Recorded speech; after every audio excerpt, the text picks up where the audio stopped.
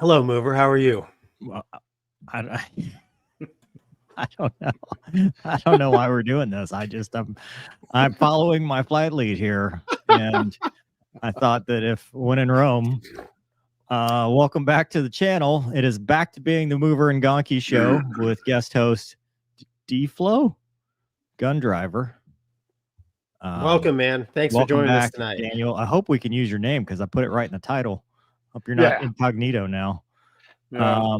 Which is cool. Welcome back. I feel like I know a celebrity because I was watching a documentary called Apache Warrior, and I was like, I know that guy. And I was like, I've seen that footage. I have seen this. But then they didn't talk anything about you. They were just using you as B-roll. Yeah, it looked like you thought it was Brad Pitt, but it was kind of the same. I was super, super confused, but also motivated. Yeah. So I was very excited about this fact. And Gonky, yes, sir. Why are we wearing sunglasses, dude? Whew. I'm lucky to be here, man. Yeah. Hey, thanks for everybody who reached out about the surgery. It went well. Modern medicine. Everything else went wrong. Yeah, everything cascaded spectacularly out of control after I left professional help at the hospital. But yeah, modern medicine is shocking. I was awake 1 minute. I was asleep and then awake again with a fixed up knee. So basically my whole family got the flu alpha. So we've been sick, knee injury, walking around with one leg. So I have not had much sleep. So if I fade in and out, that's why Mover and D-Flow are here. Keep things going. And Doug. So I will do my best, but it's been pretty gnarly couple days. My in-laws were supposed to come down and help with my recovery process, but they got sick before they came down. So literally, man, I didn't hear this part of the story. Oh, I know, dude. I thought you had help. Yeah, well, that was the plan, right? They were going to come help with the kids, my wife, but that all just everything absolutely crumbled, and I was the last to get the flu alpha, but man, when it hit me, I was dead yesterday, man. I was out. So I'm just happy to be here. You know, the show's therapeutic for me. It's fun to talk to like-minded individuals, and I'm just happy to be here, man. If we're doing our thing, should I do the backwards hat? You do it.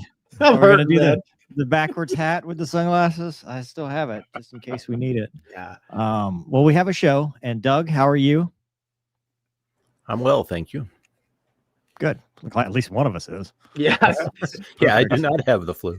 Godspeed, Doug. No, so don't have the flu. Life's not falling apart. Anyway, we have a show, and we're going to talk about some probably serious things. So I wanted to get the, I don't know what you call this, the jibber jabber out of the way before we turn the pleasantries. It's been a rough week for aviation. Terrible. It's been a rough month, year. Yeah, dude. Gosh. I mean, this has not been good. Yeah, man. So we had multiple major mishaps. We had the F-35, followed by the American Airlines flight with the Black Hawk, and then we had the Medflight. Medflight. The Lear 55. Lear 55. So we're going to talk about all three of those today. I asked Daniel to join us because he has experience flying in the DC area as a helicopter pilot and as a fixed-wing pilot, right? You've done both? Yes. Well, yeah. For Homeland Security. So we were doing actual patrols. Perfect. In the TFR. Yeah. So you've lived it, and you are Army helicopter pilot, so you can explain some of this Army stuff to us because we don't really get it. Yeah. And you're just an all-around good guy. So we will rely on your expertise that we have none as we go. And if we have time, we're going to talk about what I covered today with you, which was the Baton Rouge Police Department. Just because from the law enforcement perspective, I kind of, from having done this for as long as you have, there's probably some stuff that we can learn. And anything else? We don't have monetization as we talked about, so there's no super chats. Doug will just pick. Yep. whatever looks like it's good. We are simulcasting on Twitch, also not monetized. So, just having a good old time. That's right, dude. Think of it as a get out of jail free card. Yeah. We are. Say what you want. Say what you want. Good. You saw, was it yesterday morning here in Houston at Intercontinental United, a big jet engine fire? It's on the list. It's on the list, man. We went from most severe to least severe, though. Yeah. So There you go. all right, we ready? We ready to get serious? Because I don't know. Here's the banner. Yeah. Gonky. Yes, sir. While you were out, I think this was when you were in surgery, right? 29th, I believe, right? At the night of the 29th it happened. So when I got out, because I had to go in the morning, when I got out, that's kind of when I heard about it. Doug, you have that article by any chance? Which one? The yeah, first were topic. Okay, let me check. I know what I've got, but I don't know if Doug is also asleep at the wheel. We are all asleep at the wheel right now. Is it that one? The timeline one? Yes. That's then it. There it is. So the NTSB has released, so we're going to talk about this. They recovered the black box recorders from the crash site, and we'll talk about what happened. It was flight 5342, American Airlines. Now, granted, I think a lot of people get confused. Yeah, this was actually PSA. Yep. So PSA is a wholly owned subsidiary of American Airlines. So it's not mainline. It's not an American Airlines aircraft. Well, I guess it still is, even though they're wholly owned. But this is what we call the regionals, right? It used to be American Eagle, whatever. It's PSA. So this was a small aircraft, a CRJ, and it says that the flight was planned to land on runway 1 at Reagan National Airport, which is DCA, Saturday night as it began its initial descent from 37,000 feet. At 8:40 p.m., the crew contacted air traffic control and were asked by controllers to switch to runway 33. And they talked about it, and they said, yep, we can do 33. Disengage the autopilot at 8:45 p.m. 30 seconds later, ATC advised the pilot of the Army Black Hawk helicopter of traffic south of the Wilson Bridge, where the passenger jet was descending at 1,200 feet. So they were aware that there was traffic in the area. The helicopter was operating on UHF, ultra high frequency, and while the passenger jet was on VHF. We've talked about this before in various scenarios where military is on a UHF radio and separate from civilian, because if not, it kind of gets busy, and we'll talk about that and why in a little bit. So at 8:46 p.m., they received their 1,000-foot automated warning and then 500-foot warning at 8:47, which is standard. You get that normally on every approach, some aircraft, 2,500, 1,500 minimums, 50, 40, 30, et cetera, depending on your airframe. But then 10 seconds later, the helicopter crew was asked by ATC if the passenger plane was in sight. At the same time, the plane's automated traffic collision advisory system rang out traffic. Below 1,000 feet on an RJ, resolution advisories, or RAs. Is a resolution? Yeah, resolution advisories. Resolution advisories are inhibited because it is not expected to do avoidance maneuvers at that low to the ground. So the way it works is a TCAS will give you RAs or TAs. If it's just an advisory, a traffic advisory, it'll give you a TA. It says traffic. That just gives you a heads up. Hey, there's traffic in the area. If it gives you an RA, that is a mandatory must comply. It'll tell you to climb, descend, reduce vertical descent, reduce climb. It will give you some directive, and in your primary flight display, it'll tell you what to do on most aircraft. Below a certain altitude, descents are inhibited because it doesn't want you crashing in the ground to avoid a small airplane or another airplane. And then below another certain altitude, which I believe is 1,100 feet, all of them go away for the RAs because they don't want you maneuvering when you're should be stable and landing. The assumption is that's not the situation you're going to be in. And then I believe below 400 feet or 300 feet, everything goes away. It just wants you to focus on landing, so you won't hear anything. But they hadn't reached that point, and they got the traffic.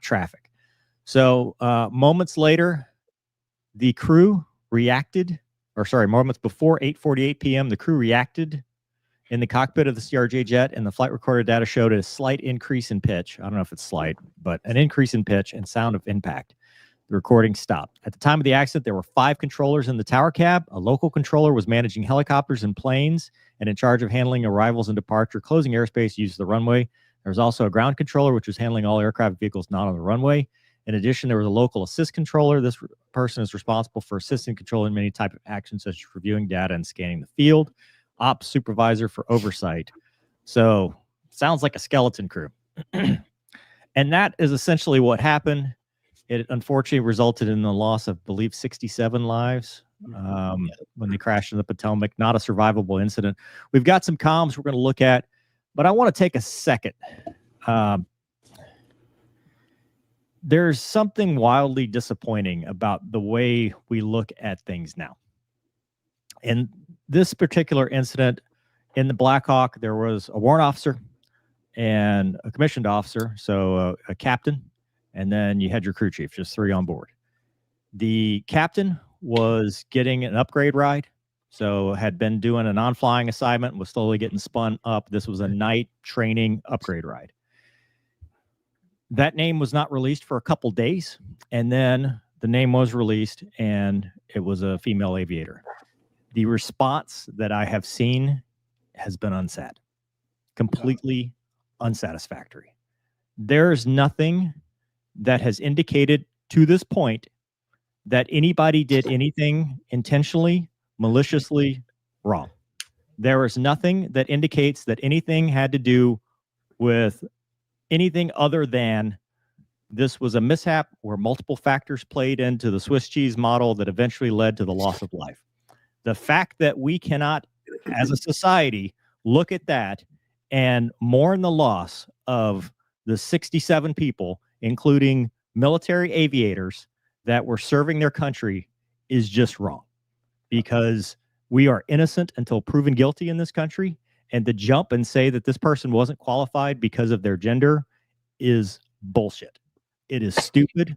It is wrong. We cannot be like that, because it's just as bad as swinging the pendulum the other direction. We want everybody to be qualified. We want everybody to be the best in the cockpit. And yeah, we don't want to give somebody special treatment just because of X, Y, and Z, but we also don't want to blame them because of X, Y, and Z without evidence, which there is none right now. So don't piss on the graves of service members just because you have an agenda. It's wrong. I don't know. Gonky, what do you think?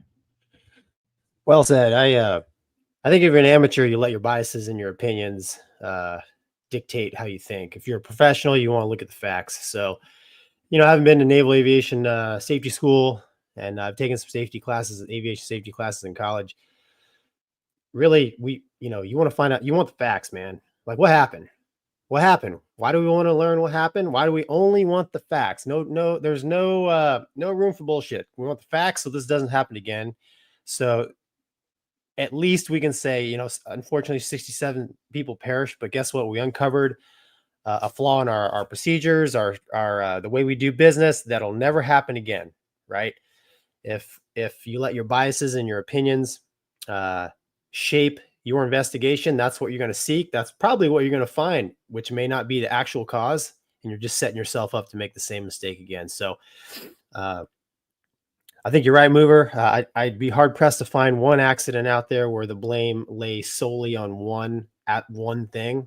Yeah. Which we'll talk about a lot of things tonight, which could have prevented, or, just questions in my mind about what happened. But you're right. I mean, I listened to the NTSB briefing they had. It was about 40 minutes long. I was listening to the Coast Guard, the Army Guard, and then the NTSB guy talk. And it's clear to me that they're all professionals, and they are actually staying true to the course of finding out actually what happened.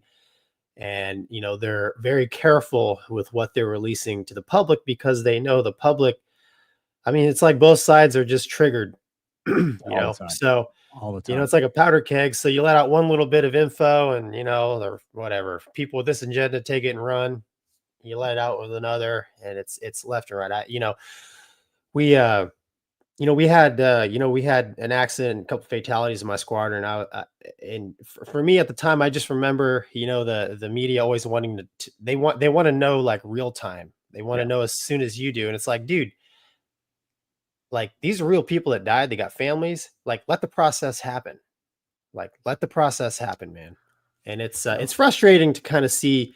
The thing that bothered me a lot was the questions that the reporters were asking, man. I'm like, come on, dude. It's tough. It's really tough. So I'm with you, Mover, man. If it's there's 2 pilots in that Black Hawk, there's 2 pilots in the CRJ, there's 5 people in the tower. I mean, anytime there's people involved, little mistakes, when you add them up, could end up being big mistakes. And until they have ruled out every possible cause, I mean, dude, listen, we should be spectators watching the professionals work. I don't know, D-Flow. What do you think, man? I agree, but by the grace of God, any one of us. Yeah. On all of that. Yep. Yeah. No, I mean, I flew with some females in combat, and absolutely Sierra Hotel. They were top notch, and even with Customs and Border Protection, female pilots, they were Sierra Hotel. They were, and here even in the EMS world, great people. So yeah, for somebody to be blaming it just because it's a female, that's, like you said, it's unsat. Yeah, we don't know. There's only one person that knows, and that's God. So amen. And there were 2 pilots in that helicopter. There were multiple people in that control tower, maybe not enough, and that's something that they need to look at, and they will look at. Yeah. There were multiple people, plural, involved in this. And like anything else, we have to look at contributing factors, causal factors, and a root cause. That's right. And I guarantee you the root cause will not be any of the political nonsense. It's going to be root cause X, Y, and Z based on our, training experience, findings, investigation, etc. It's a bad situation, and we'll look at it almost happened the night prior, because there's some audio from that. And I have talked about this on this show before, that we have been in kind of this powder keg for aviation for a while. Like, it's been just ready to set off because there's so many flights, there's so much going on, there's so much pressure. We're decreasing budgets, we're decreasing training, we're decreasing so much. It was just a matter of time, unfortunately, until something like this happened. And my hope is that whatever we find, we take this and make aviation safer, as we always do when a mishap happens. Well, Mover, you bring up a good point, man. I mean, we've talked about DCA being having a couple close calls in past shows, so I mean, it's unfortunate, but now they've had actual loss of life, and why, right? We want to find out why is this airport, why does it attract so much, so many of these incidents, right? The other idiocy that I'll address real quick, even though it pains me to even say it, it was not hijacked on an iPad by a DARPA program. You morons. Yeah, I saw that. I mean, holy crap. It was a 60 Lima. D-Flow, what's a 60 Lima, dude? What's the cockpit of that thing look like? Yeah, it's analog gauges. There's when I saw that whole remote Black Hawk, I just shut it off. Yeah. I mean, that's just, how much technology was in that one demonstrator? It's not like, oh, well, I guess they're all iPad capable now. It's everybody becomes an expert at whatever the trending topic is as soon as it comes out, and then people share that topic and they ignore the experts, the actual experts that are doing this. And that's why we brought you on, Daniel. I wanted to ask you, you've flown in the DC area, and I'm going to pull up the map because I think that's the first thing, kind of they're going to look at. The routes in this area are established for helicopters out there, and we want to make sure we give credit to it's the FAA, but we got this from NPR. These are the routes, and it looked like from the mishap, they were on Route 1 to join Route 4, which goes right down the Potomac River, kind of hugs the the eastern side of the west side of the eastern bank. And with a runway change, you come into this situation where you've got one aircraft that is descending into a left-hand turn away from an approaching aircraft that is got horrible visibility. And you were kind of talking about that before the show. Can you kind of walk us through how this stuff works?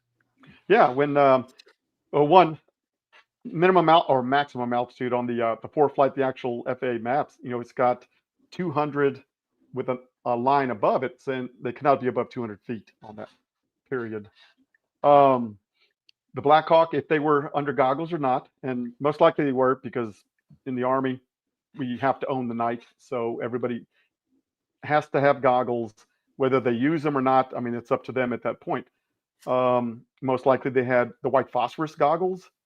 And nowadays with the new lights, LED lights that they put on towers, you cannot see those lights.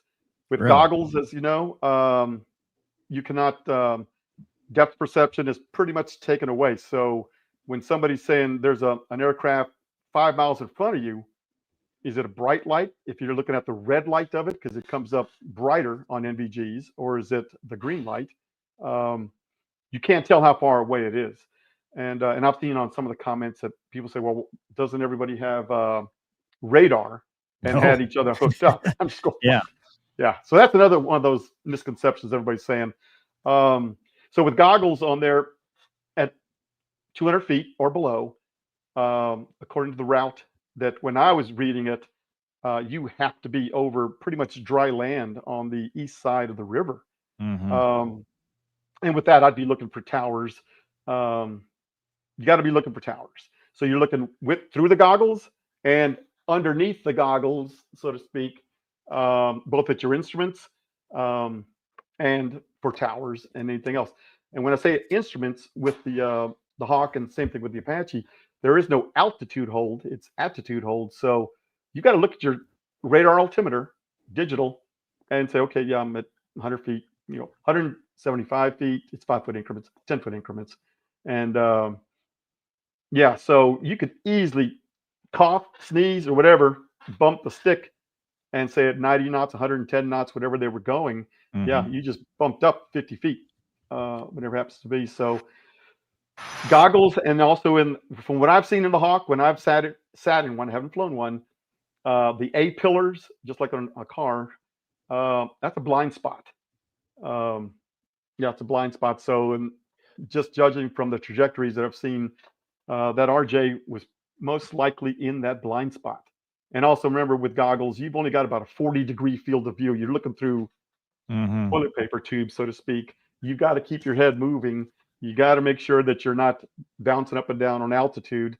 And you've got to make sure, that you're looking out on the ground, making sure, okay, yeah, I'm still over the course that I'm supposed to be on. All that compounded with you've got a major airport off the right side,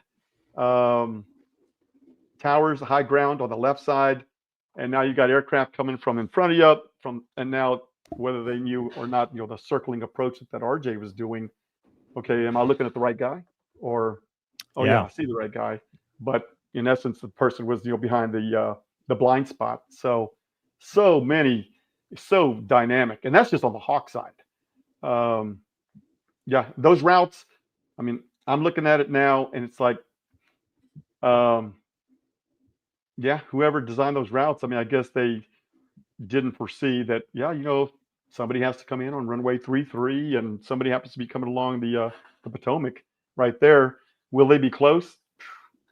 Yeah, they could be close. I run the helicopter routes here in Houston. We're pretty much easily 500 feet below any traffic that's landing to Intercontinental.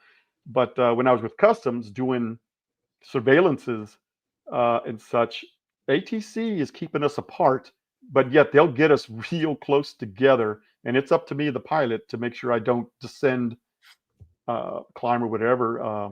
Gotten close to some big jets, but we're all professional. And have you flown into DCA in anything? Yeah. Like, so you've flown like the River Visual or the River RNAV and all not that? the River Visual. I flew the Citation jet as the interceptor after 9/11.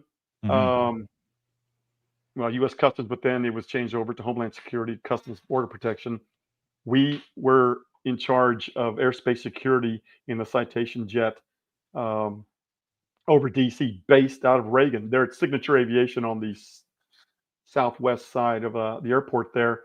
And that is one unbelievably busy airport. We did get called one morning, bright, clear blue, cold morning. The unknown rider, 11,500 over Dulles, headed eastbound towards the White House, not talking.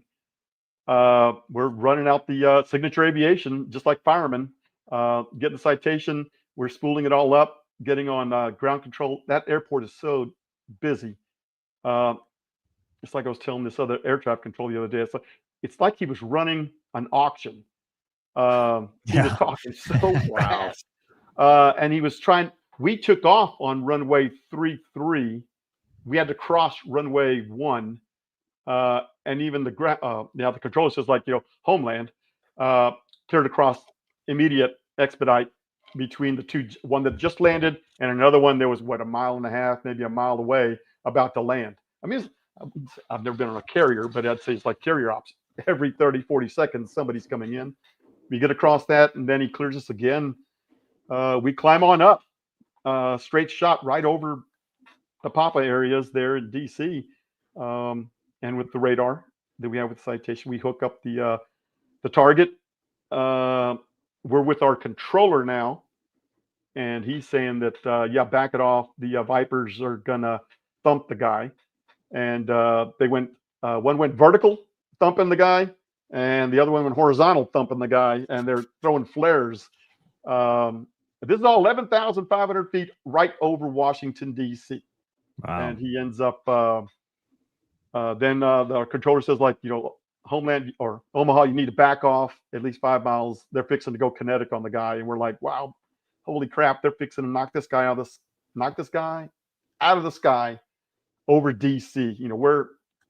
Where's the debris gonna go?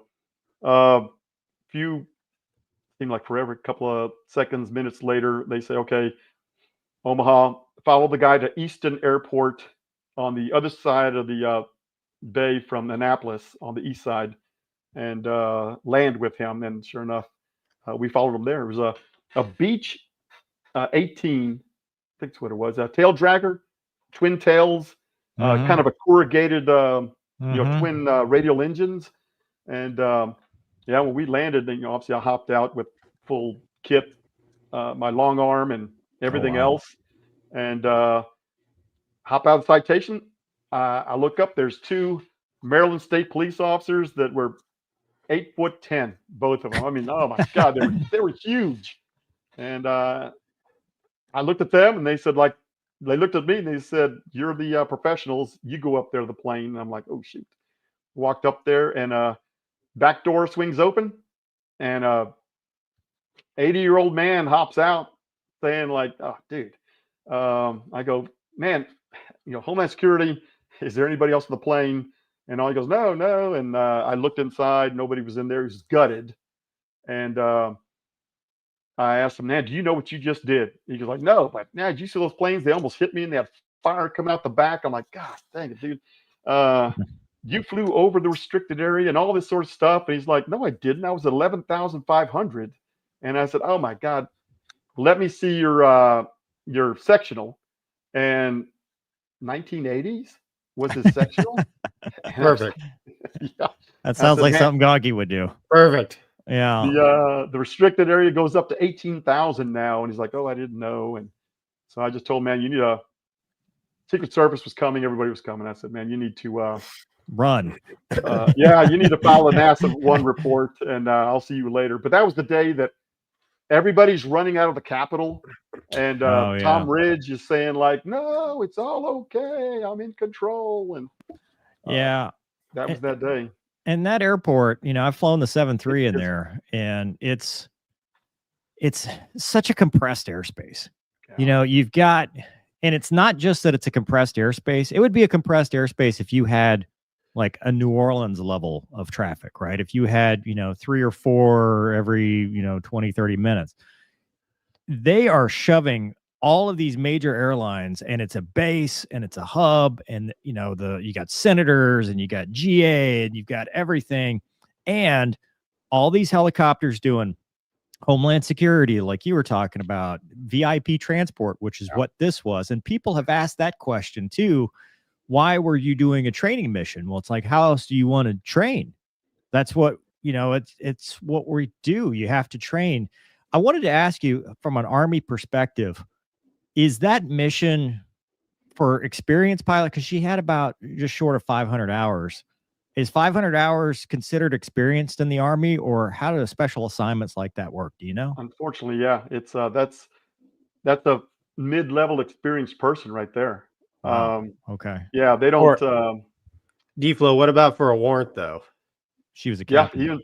Yeah, warrant probably have a little bit more time than that, but the Army, back when I was in, it was 140 hours a year, max. But with the budget cuts and everything else since 2020 and COVID and all, I mean, flight time was nixed. Guys were getting their flight time back in combat in Afghanistan and Iraq. I mean, that's where guys had a lot, 500 hours in a combat tour of, say, 10 months of actually flying in Afghanistan or Iraq, 500 to 700 hours within that 10 months. Yeah. And that's a lot. I only but ask the big 'cause difference, everything is, like you just said, everything, if it's not combat, it's training. Yeah. How else do you do it? So for the media to sit there and say, oh my God, it was a training flight. What are they doing a training flight in there? I'm like, dude, would you want to log it as a combat flight? Well, the media would crap themselves if they knew that my actual first ever flight in an airliner was with paying passengers in the back, and it was a training flight, right? OE, right? Yeah. So IOE. IOE, right? So I mean, dude, like training happens in real world situations, because guess what? You're going to be in the real world. Yeah.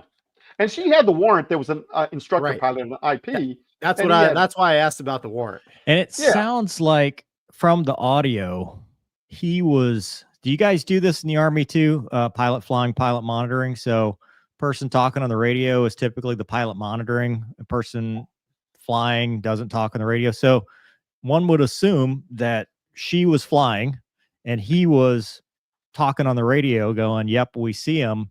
Meanwhile, they're looking through the A-pillar that you're talking about, right? Because it's, it's pretty hard trying to, with night vision goggles.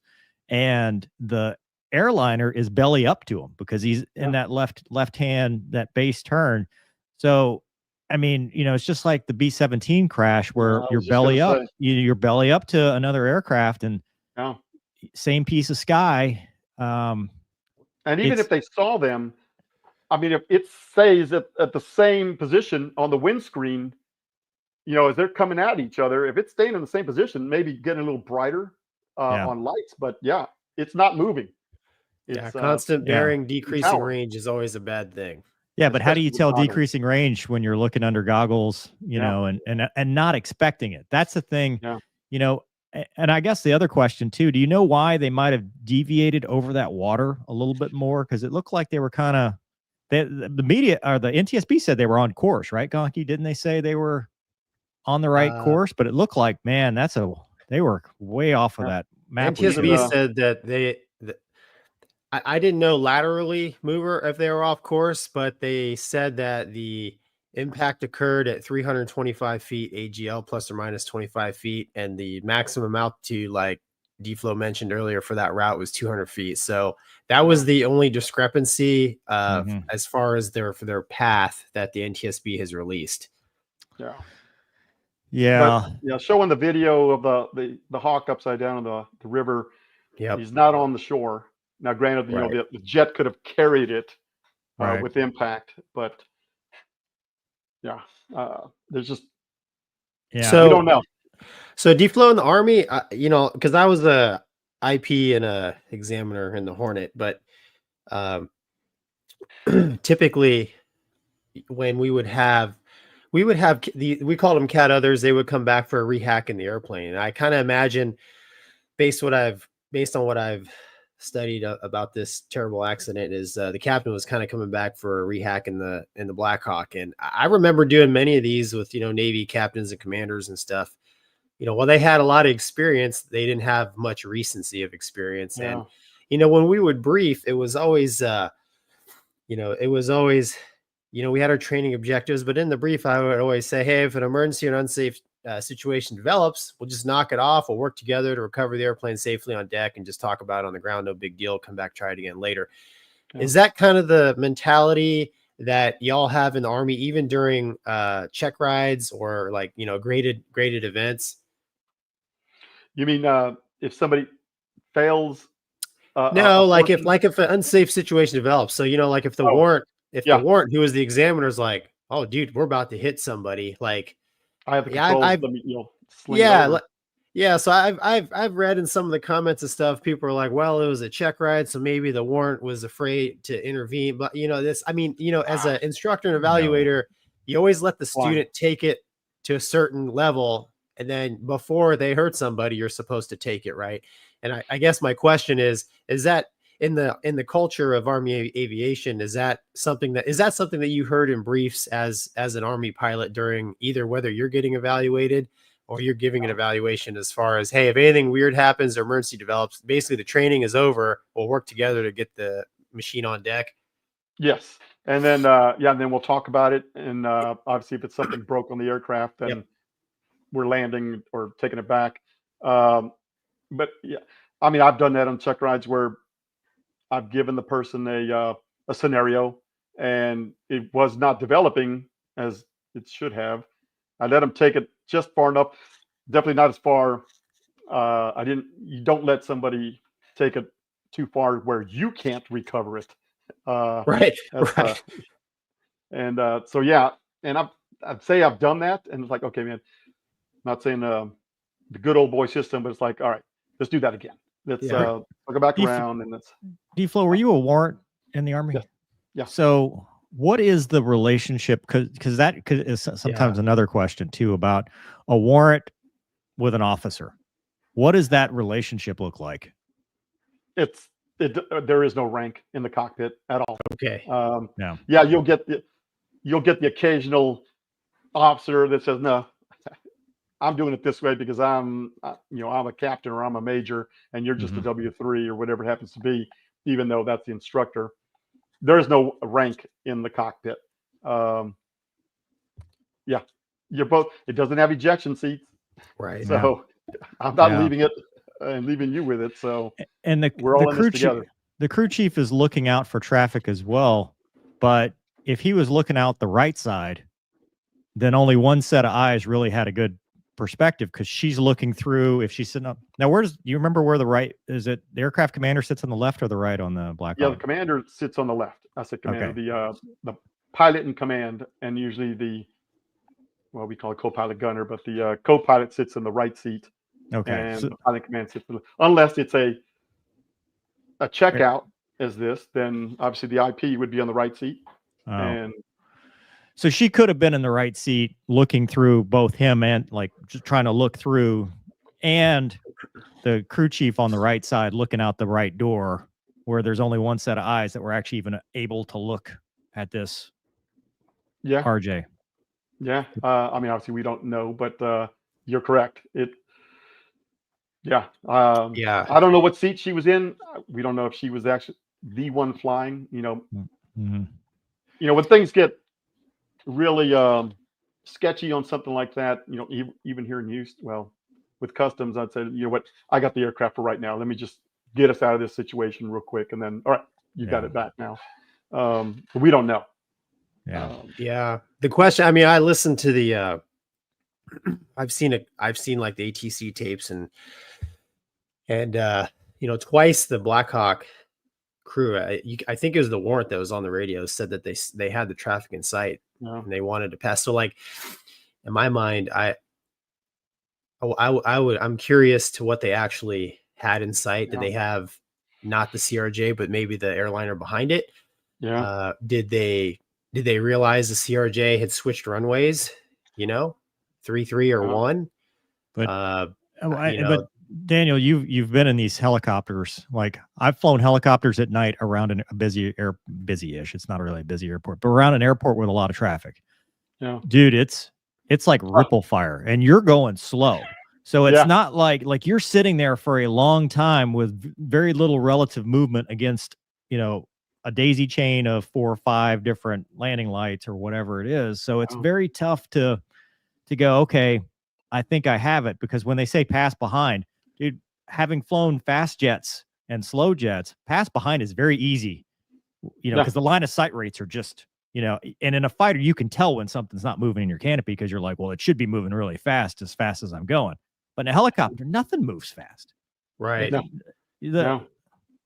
So yeah, I bring that only because, you know, ATC, you know, the controller had some intuition that, you know, maybe they didn't see the right interval or whatnot, because he asked him a second time, right beforehand, you know, right before the CRJ crew got the traffic advisory, if, hey, do you guys see the traffic? And they confirmed again that they did see. You know, the only thing in my mind, usually when I've been in scenarios where ATC is trying to make sure that I see what he wants me to see, is they'll usually give me like a clock code and a mile. Like, you know, hey, he's at your 2 o'clock for a mile, you know, 1,000 above, 500 above, whatever.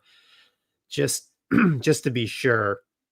I don't know, you know, I don't know what kind of visual safety cues they get when contacts get too close together, you know, if any of that was going off. But it was, you know, there's a leak video of the alarms going off, and you know, that's on the radar.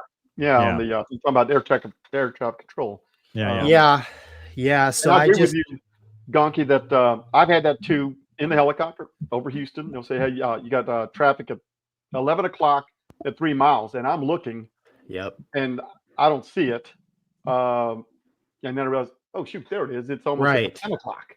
And that's what I'm talking about, because a lot of times with the radar return, there might be a bit of a lag rate, right? You know, so like you're saying, you're like, the clock code might be a little off, but what it does, it kind of raises the hair on everyone's neck. And we haven't talked about it much, and Mover and I have talked about it offline, and maybe you can chime in as well. But, you know, I was taught very early in my military flying career that if you're going into a civilian field, any field, especially if it's busy, if your airplane can be at VHF, be at VHF. Because if you're up UHF, you're in your own little world. Yes, you can hear ATC transmitting out, but you cannot hear everybody else talking to ATC, which your ears can help you build a total picture of what's going on. And I can't help but think that maybe if the CRJ guys could hear the conversation, between the controller and the helicopter, combined with their traffic, like maybe that would have raised the hair on their necks enough for them to be like, I don't like this, you know, let's take it around. I'm pure speculation there, but, you know, my instructor, I can't remember his name, but he always told me that, like, dude, that's how you build the total mental picture of what's going on. He's like, so if you're now, the T-45 I think was UHF only, T-37 was UHF only, but the Hornet could do both. So if I was in charge of the radios, I would always switch us up to VHF if we were on cross country, just because I wanted everybody to hear where I was in case I mess up and somebody saves me, you know, likewise. So I just, you know, it's kind of like CTAF, right? They want everybody up the same freak, so everybody's got access to what everyone's doing. So I think in a busy airport like that, sure, it's nice to be on UHF and have some quiet, but at the same time, I think there's a lot missed in that conversation. What do you think? Have you experienced anything like that? Can the Black Hawk even manage? Does it have VHF? Oh yeah, it's got VHF, UHF, Fox mic. You're absolutely right. It just opens up your situational awareness. The IP would have known, this is congested airspace, and but I guess SOP, as far as we know, you know, UHF is what they talk on. Did he have Victor on also? And had it turned down or what. Right. We don't turn know. up Victor, turn it down. Yeah. Well, they're also steam gauges, right? So what are they using for navigation? Probably an iPad with ForeFlight. No. I mean, they probably had an iPad, but no. That's why they would have goggles, and those are helicopter routes are VFR routes. Those are strictly looking out. Goggles are. But to reference, I don't think anybody brings paper maps anymore, right? So they're using their iPads. Yeah. I don't think anybody does. Wow, paper maps. Yeah, I think they're using iPads. Yeah. But all those are VFR routes at 200 feet. I mean, you're looking down at your iPad while you're flying. Yeah. That's right. I'd venture to say probably the warrant that was on this flight. I mean, he'd probably done this. Yeah, he'd probably done this route 100 times. He had. I mean, and Gonky, you talk about, what did the controller see? What is that? So let's think about this for a second. And I want to back up, because whether it was a mistake by the controller, whether it was a mistake by the helicopter pilots, whatever, these are humans with families. And the controller obviously we has to feel horrible, right? Like, we have this tendency to want to blame, like, who's like, remember the Jeju thing? We wanted to blame the berm. We want to blame something, the one thing that we can blame, and make the villain out of this, because we always need a story with a villain. And the reality is, in a case like this, with multiple factors, I, for one, even if it is 100% the controller made a mistake, I feel bad for that controller. I feel terrible for that controller, because they didn't do that on purpose. People have bad days, and sometimes those bad days turn into massive fatalities, and that is aviation. And we have been fortunate for the last 16 years, or depending on if you count Asiana versus the 2009 what the last mishap was. But my point is, we have been fortunate to have such a clean record to this point, and all we can do now is learn from it and do better. And maybe it was complacency. Maybe it's one of those things where it's like, hey, he sees him. I know he sees him. I'm not worried about him. I'm on to the next thing because I'm oversaturated. I got too many other things going on. I got this and this and this, because you know how it is, right? You get busy and you just kind of get a little bit, I don't need to worry about that. They'll work it out. It's going to work out, because it always has worked out, because we've been fortunate for 16 years. And this was the one time it wasn't. And we just have to keep everybody involved. Families, the pilots, the controllers, everybody involved in our thoughts, because this is horrific. This is the kind of stuff that it's going to be talked about for a long time. But I think we've talked about it enough for now. I think we can skip the one that happened the day prior. I mean, unless you want to look at it, Gonky. No, it's pretty simple, right? I mean, they had a TA at about 1,000 feet because of a helicopter took it around, right? I mean, yeah. Oh yeah. But I mean, that's about the short of it, and you can draw your own conclusions. But I got a few comments from the audience. Zippers Forever, who's actually in the same industry as D-Flow at one point. Normalization of deviance, flew customs UH-60 out of Reagan post 9/11. Dude, did you guys fly together? Way too tight back there, and worse now. You can't see traffic then northwest of the 14th Street Bridge. Just saying. Yeah, I don't know who Zippers Forever is, but I did ride in a Hawk on the river routes and all. That was just a orientation flight for us in the citation, orientation / incentive flight. But yeah, that's really. So I may know that guy. I just don't know that call sign. Zach says that the Army Blackhawks would not have a black box, but the NTS briefing said they found something like a black box, probably some kind of flight data recorder, right? They've got something to record parameters. Yeah, the Apaches and all them got their version of FDR's. It's like a brick. It's like a brick. Is it like a mission planning brick you can put into it? Well, that's our amps. But no, they got an actual type of recorder I'm going to say 10, 15 years ago, from an accident that happened. And they realized, the Army doesn't have any flight data recorders in any of the aircraft. Man, that was years ago. Jay says, can white phosphorus NVGs not see LED lights? Just wondering because a lot of newer airliners using LEDs. You are correct. Yes, white phosphorus, you will not see LED lights with white phosphorus. Greens, I haven't flown the green phosphorus since LEDs have come out, so I don't know how those would, if they're still affected the same way or not. Apparently, we're dinosaurs, Gonky. I've never flown white phosphorus. Are the white phosphorus white and black? Yeah, it's like a black and white TV. It's instead of green, it's black and white. Do they hard mount to the helmet? Is it a hard mount? You can't just pull it off? Oh yeah, no, they're the exact same goggles. Is it? It's just they're not white phosphorus. Gonky's the caveman with the stick. No, I only ask. Does NVG work like old NVG or new NVG?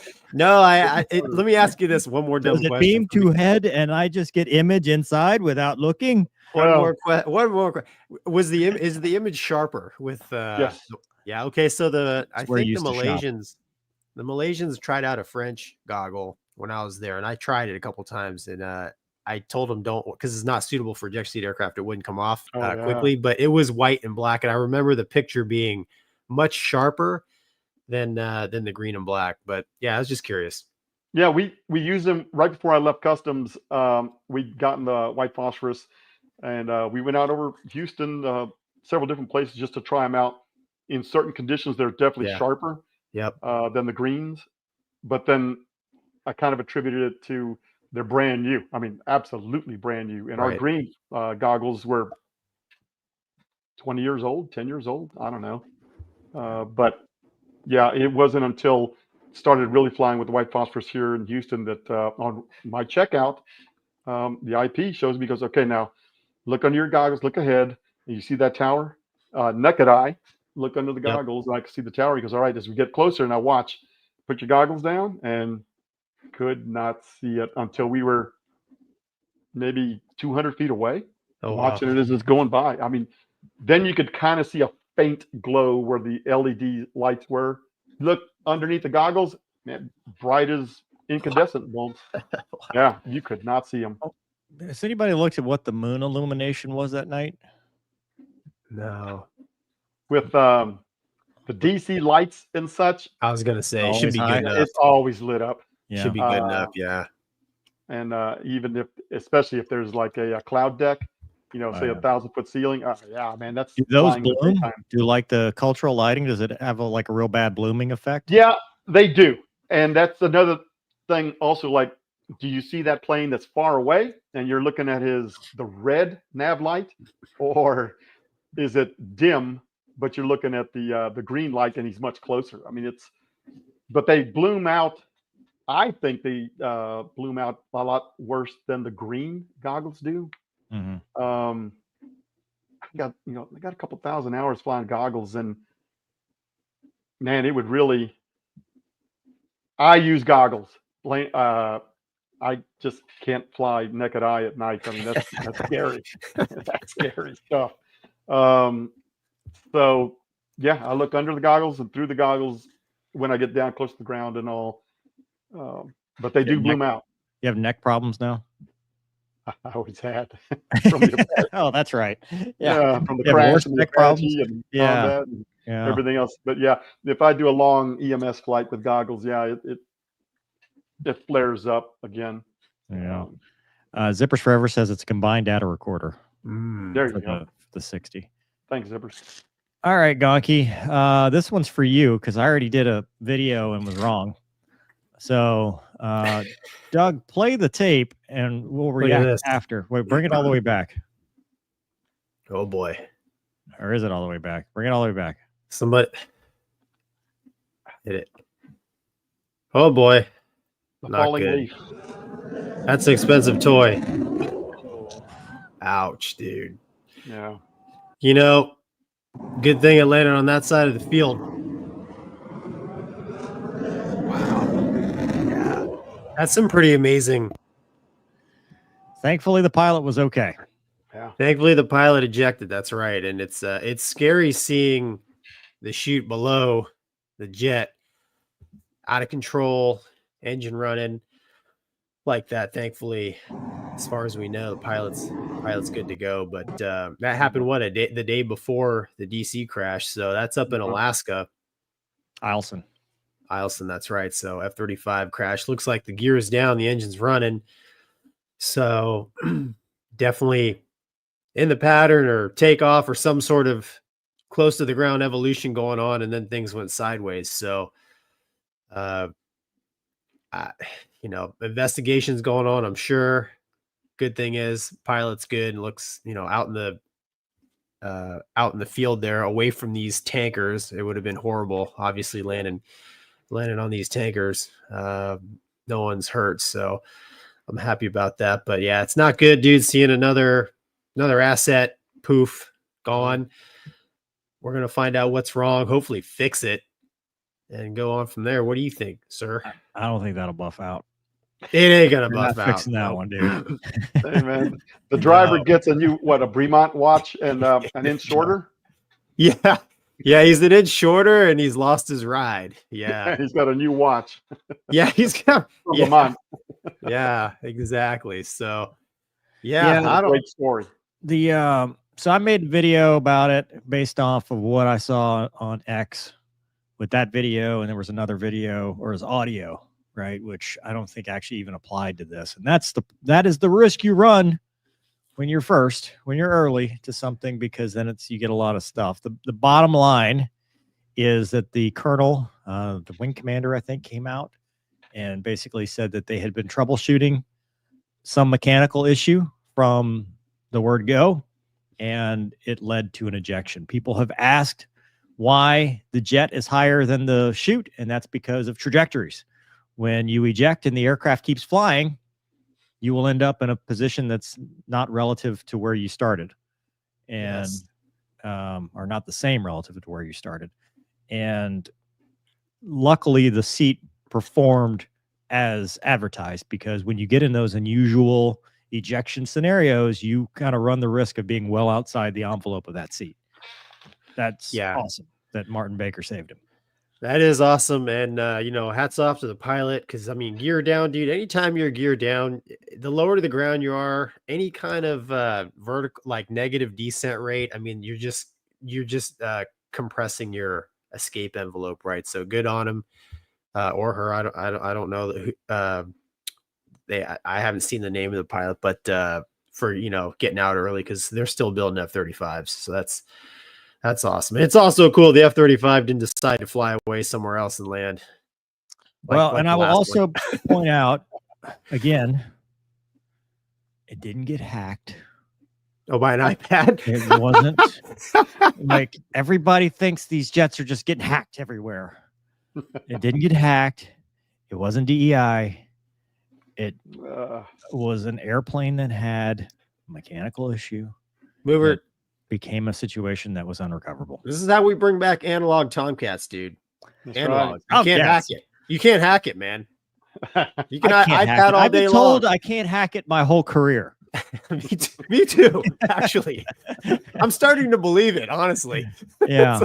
I want the iPad that they think can hack it, because my iPad can barely run ForeFlight. Oh, dude, So, exactly. What iPad are they using? Quite pricey. That's false, actually. Airwolf did get hacked. There's a whole episode about that. Season 4? Probably didn't watch it. It was in season 2 where they hacked Airwolf. They had to find the little chip or whatever and pull it. They had a whole thing. It was. Look at Don't that. say Airwolf didn't get hacked. Airwolf got hacked, dude. Look at that. See, No, Hollywood tells the truth again. Yeah. Yeah, Dr. Moffat. It was Dr. Moffat that had left the hidden code. The Ghost of Moffat. It was called The Ghost of Moffat. That's the one I did Moveroon's movies on. Was it? No. I don't remember. It was Moffat's ghost. All right. Anything else you want to say? Daniel, I'm sorry you didn't really get to weigh in on that. Weigh in, please. No, it's not on the no, that's fine. Yeah. All right. We've got anything from the audience? Probably not. So hopefully this ends right here, right? Everything happens in threes. Oh, wow. Out of Philadelphia, there was a life flight like, God, what a horrible, tragic story. So yeah. this little girl had been sponsored to come get a medical procedure done in the United States from Mexico with her family. And they had completed it, from what I understand. And she was being flown back in the Lear 55 to Mexico with a stop in Missouri on the way. And the aircraft took off. And we'll find out whatever. I think, Doug, you have the audio from that? Correct. All right, let's go ahead and listen to that. Thanks, Vass. Yeah, thanks, Bass Aviation, for providing this to us in PowerPoint mode on Doug's computer. Yes, we'll take it. Yeah. Medevac, med service 056 on departure. Turn right heading 290. Right turn on takeoff. 24 clear for takeoff. Wind 25010.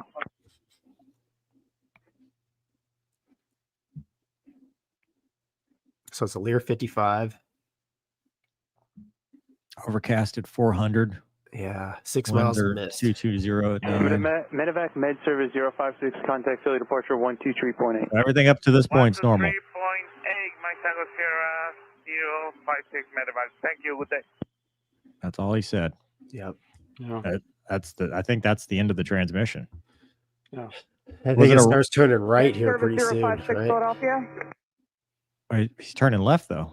Or left, yeah. Sorry, my bad. Well, they were given right turn and they left over left. And that's it. Medevac, med service 056 Northeast Tower. Contact Philly 123.8. Can you imagine the tower? Oh, there it is. Oh, God. Oh, wow. I think it had 11,000 foot a minute descent rate. Yeah. Yeah. That looks like a missile right there. Medevac, That almost looks like it's already on fire, Northeast like Tower. medical equipment or something. Daniel, Medevac, we med can service turn it off. 056 Northeast. I thought that too. You do a I lot thought- with medical equipment like oxygen and stuff. Is that a real risk and a danger? Normally, no, but you never know. If it's it's an accident, it's an accident. A battery and some type of medical equipment that could have blown up. We don't know. Right. But yeah, when I saw this at the very beginning, I thought like, wow, is that thing on fire? Mm-hmm. And that's what I thought too. That maybe one of the machines in the back, the med crew has, the battery may have exploded or caught an oxygen tank, somehow on fire. But looking at other videos, well, I say it doesn't look like it's on fire. It just looks like those are the lights. Yeah, I thought the same thing, Mover, when I saw that from that. I think it was a Ring camera that took that one. I was like, dude, that thing's on fire. It was blooming or something. Yeah, and then from like a dash cam from the side view, I could tell that it was the lights. But that doesn't mean there's no fire, like uncontained in the cockpit, like because there's no barrier, right? There's nothing in a Lear 55. It's pretty much pilots and then everything behind them. Yeah, it's very cozy. Remember, what was it? Is it a minute? Like how long were they airborne? A minute? Yeah, less than 2 minutes, minute and 30, minute 20, something like that. Yeah. Yeah, I tell you what, when I first started looking into this one today, man, the impact point. I mean, that thing hit the ground. I mean, there's a hole in the concrete. Yeah, I mean, crater. It's terrible. So whatever caused this thing to come down like that. I mean, it's terrible. I mean, mechanical or could have been, with the weather conditions. Spatial D. I mean, a Lear 55 is a pretty high performance airplane. Yeah. And, dude, all those illusions, you get to climb in high speed and you throw a turn in there, right on departure. Or I was looking at some stuff where, D-Flow, have you ever flown a Lear 55? Not a 55, but they've got Lear? If they didn't, no, I've never flown a Lear. They're fast. That's a fighter. Out over the Gulf of Mexico, out South Padre Island, right on the beach. We're scooting along about 1,000 feet down the beach at night. PIC says, "Hey, we're gonna go home." So he starts climbing and turning to the right, and then he says, "You have the controls." I'm like, "Oh shit!" So I grabbed the controls and climbed on up, and I'm like, what's going on? And he's going like, look, and his ADI was still stuck Oh, in the middle. geez, No dude. flag. We've been there. We've been there Oh, with yeah. 38. Yeah. Yeah, exactly. And the Lear 55, if they haven't really truly updated it, man, there you go. And that kind of explains the quick little right turn and then back to the left. Yeah. Classic, right? It's That's classic. I don't know. My initial was like, oh no, that's because the engines are running. It sounds like the engines are running. But I read some things where I don't know. I guess the Lear 55 has a yaw damper that can be a little, excuse me, problematic. But I think the data available on this one's going to be a little tougher, just because I think the Lear 55 being a private jet and older, I don't think they're probably built to the same standards as like an airliner. But they did recover the CVR though, didn't they? Does it? Yeah. Does it have a CVR? I think it does. Yeah. I thought I read that. Maybe I'm wrong, but I thought I read that it had a CVR that they recovered in the. Yeah, it's just so tragic that, like you said, Mover, the story behind the flight, right? This is supposed to be a feel good thing, right? Well, and I go back to the controllers. Imagine that tower cab. We just went through this in DC, where the controllers are under fire essentially, because everybody's, their community is probably just like ours, going, what happened? Was it us? What can we do? Did they screw the pooch? Whatever. And then you're now second guessing yourself because you just shut down your own airport because of a mishap. Not saying that's their fault. I'm just saying I feel for the entire air traffic control community, because now everybody's jumpy. Everybody is waiting for the other shoe to drop, and then they're questioning, well, what could we have done? Because that's what you always do. If you witness something like this, whether you're involved or not, you're like, how could I have, especially a medevac, how could I have saved them? How could I have stopped this?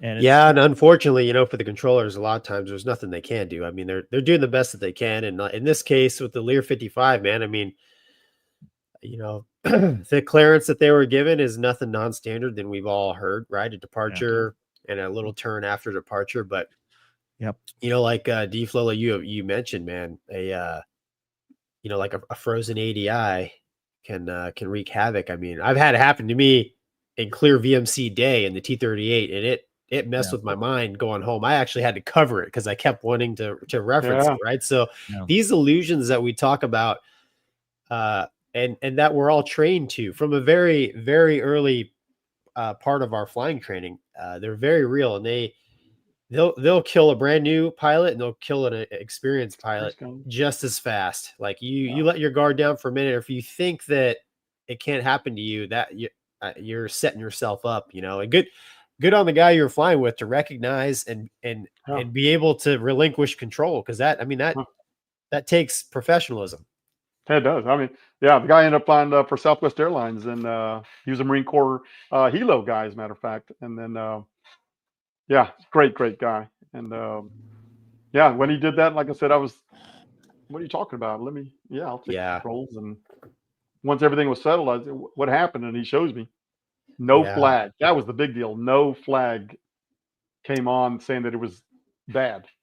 Well, the other tragedy with this Lear 55 crash is, I mean, the injuries. Parts were going through the diner. One person died. Oh, yeah. One person was killed on the ground, and there's been, I think, 24 injuries. I mean, there's, little kids who've been burned, and I mean, just because the airplane was full of fuel, right? Or had a reasonable amount of fuel on it. Could have been full if it was going cross country, probably. So it was, I mean, it wasn't empty. So, it's tragic because, those people were just going about their normal evening, just nothing going on. And all of a sudden, from above, something terrible happens. So, I mean, this one stinks because, people not even on the flying side, right? Just normal people in the neighborhood, having to suffer with death and injury as well, which is not ideal. But, the best we can hope for is we found out exactly what happens, stick to the facts, fix it. So at least this doesn't happen again. All right. Well, it's something. Zipper says Lear 55 is a gust lock. Wonder if they installed it during the 4-hour layover, forgot to remove it. Oh, Wow. I don't know. Does it have a gust lock? Do jets have? Our citation did, but it's kind of like, yeah, it's a gust Really? lock. It's a handle you pull out, and yeah, it just locks everything and locks the power levers. Oh, so you can't take off. Yeah, you can't I even. gotcha. Yeah, you can't take off. I don't know. I mean, we'll find out. That's Yeah. I didn't know Lear had that. All things that need to be investigated. Unfortunately, I mean that airplane is. There's not much of that airplane left, for things like that to be investigated. Gonky, you look so serious with those sunglasses, dude. Like, I'm intimidated. Good, because then you won't see the weakness and fear that's actually behind. I can hear it. I don't need to see it. I can hear it. Our podcast listeners will be able to hear it using their heightened senses. When you lose vision, they will be able to hear it and hear how much you're struggling. But if I look at you, I am intimidated. Well, yeah, don't be. Dude, I'm hanging on by the stabs, dude. Yeah, I would say if we got enough super chats, this would be permanent. But alas, this is like our highest viewership ever. We work for free, bro. Yeah. Well, story of my life. No, I know. All right, dude. Do we have anything that's not miserable? I don't think so. Let's talk about aliens. Here. Tell us your story. D-Flow's got a alien. Is it aliens or unmanned phenomena, or is it just phenomena? No, it's a UAP. Story UAP time, please. Story time. So here I am. I'm a normal kind of guy. And I'm there out of southeast Arkansas, Monticello. This is right before Christmas. The height is a week before Christmas. The height of the New Jersey drone sightings and such. Mm-hmm. The truth is out white there. phosphorus goggles. Pick up a patient South Arkansas, and we're headed back up to Pine Bluff in a helicopter in a 407. Nice. Rolling on up, and I don't know, we're 2,000 feet, and clear night, cold, and so with goggles, I always like looking up at the stars and seeing like, oh wow, because with goggles you can see the universe. I mean, stars that you'd never see into the future. Yes. Yeah, naked eye or nothing. So I'm looking up there and like, oh wow, look, there's a little white dot, and it's a satellite. Everybody's seen a satellite. Little white dots moving along. Oh, there's another one moving along, and kind of in the same direction from northwest to southeast. And then I see another one, and I'm like, oh wow, there's one there. And then there's a small dot, and then I see another dot in formation with it, kind of like right echelon. And I'm like, all right. So I look underneath the goggles. I'm like, oh no, I don't see nav lights. And so I look down again, and I stare at it a little bit more, and sure enough, now there's another one, and another one, and another one, and another one. And these ones are moving northeast to southwest, and it's like a shotgun blast. I counted at least 24 of these things. Wow. So I'm looking under the goggles. I'm like, man, there are no nav lights whatsoever. And there's just like this blob of these aliens, UAPs. Yeah, just scooting along. It was going pretty fast too. I'd say the speed of a jet, say an airliner at altitude at the flight levels. But man, I had no earthly clue what that was. It wasn't Starlink? And that's what I thought at first. I thought it was. But Starlinks, all the ones I've seen Starlink, they're in a line. They're in a long string, one behind the other. Starlink look it up on the internet. Do I know? Was it Starlink malfunctioning and like one of them went stupid? Does Starlink have not nav lights? No. Do satellites need that? I saw it, my first UAP a year and a half ago, getting checked out in the 407 west side of Houston. What is that airport? Whatever, west side of Houston, flying along. I'm doing instrument phase, and my IP Joey goes like, "Hey man, aircraft looking good. Look up here to the left." And he goes, put your goggles down and look up here to the left. And so I put them down and look up, and it looked like about 6 aircraft, one behind the other, because there was 2 lights, one behind the other. And I go, all right, yeah, that's just probably a military flight rolling into Houston Intercontinental, landing to the east. And he goes like, okay, kick your goggles up. And there were no lights. You couldn't see them whatsoever. And I was like, wow. And this was at 10 o'clock at night. So I put the goggles down, and now there's like 12. There were 24 lights in pairs that we could see. But I say lights, they weren't lights. Under goggles, you could see them. Naked eye, you couldn't see them. And I'm like, wow, that's a lot of military flights coming in. So I said, hey, let's switch up a Houston approach. They'll be talking to them, and just nice and quiet, nothing. And then they just started shooting straight up in the air. It's like you could see them in line, and then it looked like they faded and going straight up into outer space, each one after the other one. And Joey looks at me, he goes like, dude, I don't believe in this stuff, but I think we just saw a UFO. I'm like, man, I don't know what to say. I thought, wow, this is weird. And so when we landed, I got the approach control's phone number, and I called him up, and I said, hey, man, this is what I saw. And he goes like, Starlink. I'm like, really? And so I looked it up on the internet, and sure enough, it was Starlink. But really? These things I saw over Arkansas, they were, like I said, it's like a shotgun blast of at least 20 lights that were all moving in the opposite direction that you normally see satellites moving. I don't know what it was. No Starlink. Yeah, is there a Temu version of Starlink? That would explain why they're all like out of order. Yeah, that could have been it. So yeah, there you go. That was like I said, I wish Wombat was here. He'd explain it. What? Maybe. Oh, don't say his name one more time. I tell you what, man, I wish I had a cool UAP story, but I don't. Yeah. After 35 years, I guess I've been flying. Yeah, that's it. There you go. Yeah. I don't know. Mover, are you sure you got nothing? I'm an alien. No, you've got no UAP in all of your flying experience. Why would I have a UAP when I'm the UAP? Well, that's why I deny. That's why the chat's like, Mover always denies the existence of aliens. Well, it's because I don't want you to know about my my people. That's right. I'm always declared bogey, baby. Yeah, all the way to the merge. That's it. I don't want you to know about the truth that is not out there. Well, that's a cool. Yeah, dude. I don't know, man. I don't believe in these things, but you know what? I've been wrong about so many things in my life. We just chalk it up. Yeah. Do you believe in love, Gonky? Or do you believe in science? That's what will cure you of a flu A. Well, yeah, exactly. That's what the doc says. Let it run its course, whatever that means. Yeah, its course is running all over Gonky. Yeah, it's having a field day in my house, dude.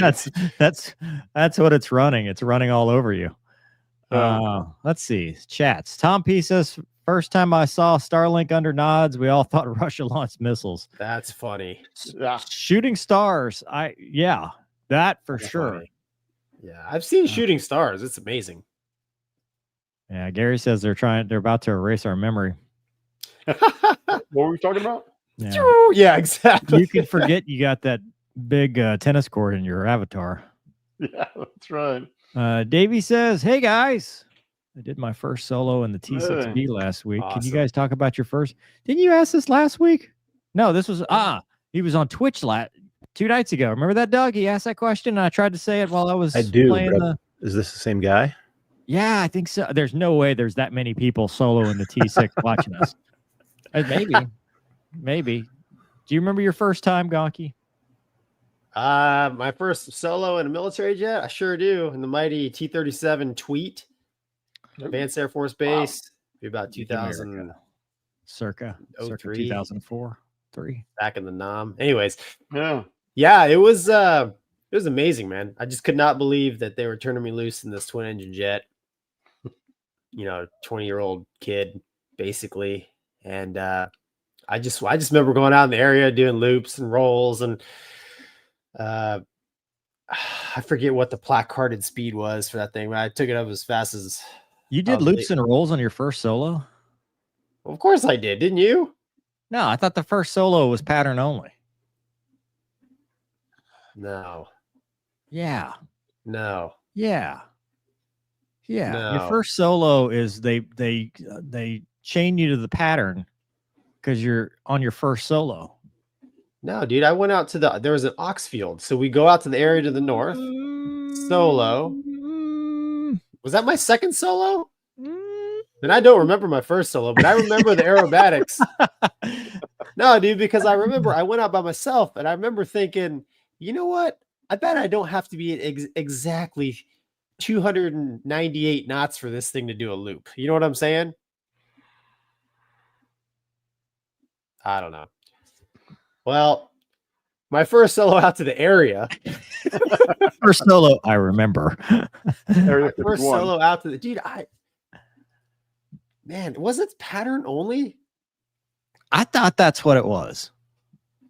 Seems like I remember like your first solo. Maybe I'm getting confused with Civilian World, but I thought they changed you to the pattern. Your first actual military solo. I don't know. Dude, I'd have to ask because it was a Wombat. pattern only. He was there. Was it? Dude, I don't remember, man. I do remember my Did first you do solo. loops in the pattern? No. Are you out there? I remember my first solo out to the area because I got to do all the fun stuff I always wanted to do. So I guess I don't remember my first solo in the pattern. I remember my first solo in T-45 because I took my camera with me. And that was definitely out in the area. Loops, rolls, the whole 9 yards. So I don't know, Mover. How about yours, dude? Apparently it was awesome in the pattern. You know what? I'm sure I just told who is it that used to sit in the control box there? The RSO, at Air UPT. Remember the guy who writes down RSU. I'm sure I told him, no pattern for me today, boys. And Gonky was supposed to be on a pattern only. I was supposed to be. It's just like in Top Gun Maverick. There's nothing scheduled today. He's like, nah, bro, that's your opinion. Yeah, it's your opinion, bro. Veto. Yeah. I'll tell you what, superpower coming through in my tweet. That's you see anybody else in this jet? No. Yeah. Did you do the thing where you put your IP's patch on your shoulder because you're wearing their wings? Yes, I do remember that part because he slammed them on me and said, I won't need these if you don't come back. D-Flow, now that I've finished gaslighting Gonky, tell us about your first military solo. Army has no solo flights. Army has no solo aircraft.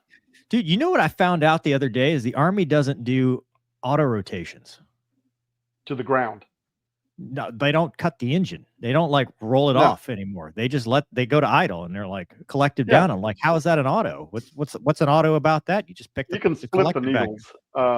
When I went the last time with the IP course in the Apache, they just bring the engines, but the first time he just lowers the collective, and then you just got to get the needles. The LEDs to split. But yeah, you're recovering it to a hover. They don't take it to the ground whatsoever. And they don't do a spot. Like it drove me nuts going 75 feet, and having to make a spot they don't do 180 autos. Not anymore. When I went through current, this is the Lakota does not do because I asked a current Lakota pilot, I'm like, have you ever done a 180 auto? And they're like, what is a 180 auto? And I said, okay, well, do you ever have to make a spot? They're like, the runway. I'm like, which part? Any of it on center line. Hard part. I'm like, wow. Well, okay. PTS standards, I guess. Me and my little R44. No,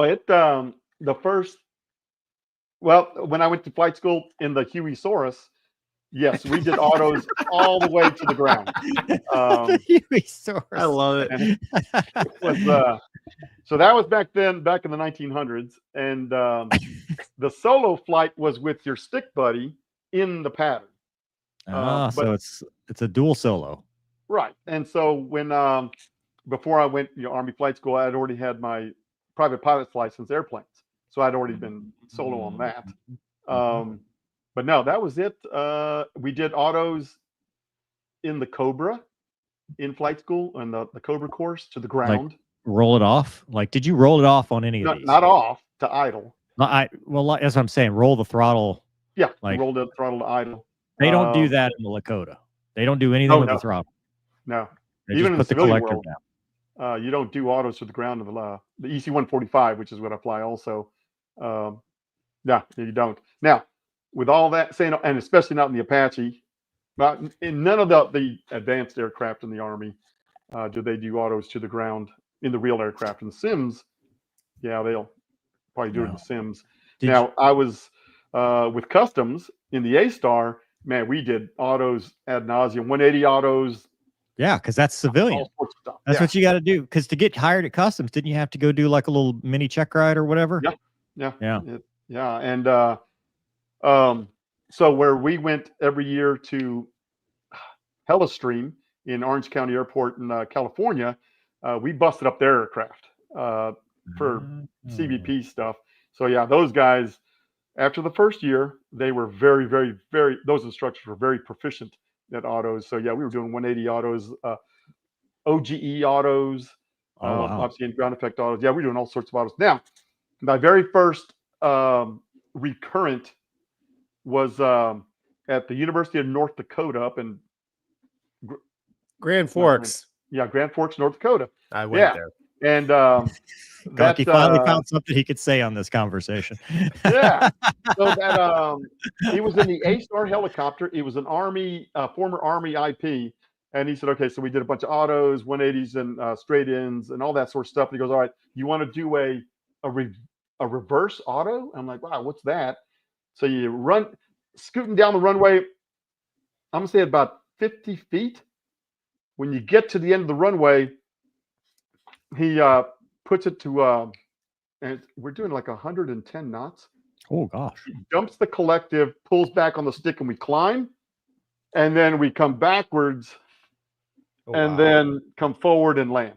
Absolutely not. Absolutely not. Not in any, unless I'm flying Airwolf, none of that is happening in my life. Yeah, so I'd never seen that. That sounds pretty cool. It was nothing but blue, green, and then blue, and we're on the ground. And I'm like, damn. Absolutely no. He's going, yeah. So I only did that once. Obviously, he showed me a couple of times, and but after that, it was all at Helo, and we never did that. And at Helo, we also when they were, and I say they, the civilian instructors were new to the A-Star and teaching CBP Customs. We did a no hydraulics hover. So we did several emergency procedures where we turn off the hydraulics on the A-Star, and I say kind of like the 206, the Jet Ranger. You can still fly it, but it's just like driving your car without power steering. So you have to land with forward airspeed, and you slide it on. But at the beginning, the one IP, he goes like, okay, so we landed to the side. He goes, all right, so we're going to pick this up with the hydraulics off and bring it to a hover. I'm like, man, I don't know about this. He's going, no, we could do this. And pick it up, and then it starts following the rotor, the cyclic. Oh, geez. Oh, yeah. And we start doing the old wobble there. This is at Los Alamitos. Yeah, Los Alamitos there at Long Beach. And we start doing the wobble, and he's on the controls with me. We like, wham, we slam it back on the ground. He looks at me, he goes, we won't do that again. I'm like, that was stupid. I don't want to do that ever again. And they stopped doing that. Gonky. So, yeah. I can tell you one I do remember. Your first flight in the T6B? No. Oh, sorry. First solo in an F-16. Oh, yeah. That of course is magical. I was just sitting here thinking about that because it's the first time you go to a jet and you walk up to the airplane and the cockpit just ends at that first seat. There's no backseat. There's nothing to do with because up to this point, every jet you have flown in your military career, you have to do something with the other seat. You got to soloize, you got to tie up straps and stuff. You walk to this airplane and there's nothing. You get in the airplane and it suddenly has more room. It's suddenly you're like a happier person. You look back, you're not hearing like you don't need the intercom because who cares, there's nobody to talk to but yourself. I mean, you do put the intercom on because I like to sound cool and hear myself sound cool. But it is magical the first time you get into a single seat jet by yourself. Oh yeah. You're instantly taller. You're actually taller. Everything you say is so awesome with the glasses. Please make this permanent. It's science, my friend. It's science, Please dude. make this permanent. There's no way I could pull that off, but yeah. Well, dude, you just have to have a whole string of crappy things happen, and then you'll have the. Trust me, I have had. Yes, but I never got cool glasses. I never thought of that as a way to get out of it. Yeah. Ivan wants to know if that's a deflow of your call sign. Yeah, the reason we have deflow is with the EMS outfit. There was another pilot. His name was Daniel also. And we were always swapping. He have the night, I have days, and vice versa. And so all the med crew says like, okay, we're going to call you D-Flow, and we'll call him Dan. So it kind of stuck all the way through. You got to call me Nighthawk. Yeah. Dude, it's so weird. I mean, when we're talking about call signs, Gonky, when you talk to somebody, are you like, hey, call me Gonky? No, it's funny because I have a mix of, so here in Florida, the birthplace of naval aviation, I have a mix of friends that I hang out with, and some are civilian, some are military. And it's funny because in a conversation, half of them are calling me by my real first name. The other half are calling me Gonky. And then by like the end of the day, they're all calling me Gonky. Right. So I just roll with it, dude. Yeah. I feel like I'm in trouble if somebody uses my real name. Yeah. Yeah. I seriously, like I will see somebody either write it in an email or like call me. And I'm like, who is that? It's too official. It is very official. It's too official. It's like when your mom used your middle name. Like, oh yeah. Exactly. Here comes the chancla. But then when you're talking to somebody new and they're like, hey, I'm Ted, and you're like, I'm over. Yeah. Like, how do you what do you do? Well, if it's okay, dude. So if it's just somebody non-military, I just use my real name. And if they're military in the aviation genre, I'll tell them my real name and I'll be like, hey, I went by Gonky, when I was especially if like I find when I was cool. I'll always be Gonky, bro. But especially if I run into other naval aviator types around here, which you do because they're all over here in Pensacola. But yeah, it's weird. It's weird. It's funny when you get the mix going. The mix and then the confusion. Yeah, it's all right, dude. I just roll with it. All right, back to seriousness. This is not really serious. United had a high-speed abort, low-speed abort. They just aborted. And there's video that Doug has, and people are... What was it? Do you know what kind of airplane was it? Airbus. Oh. The engine's on fire, and we're videoing it. Yeah.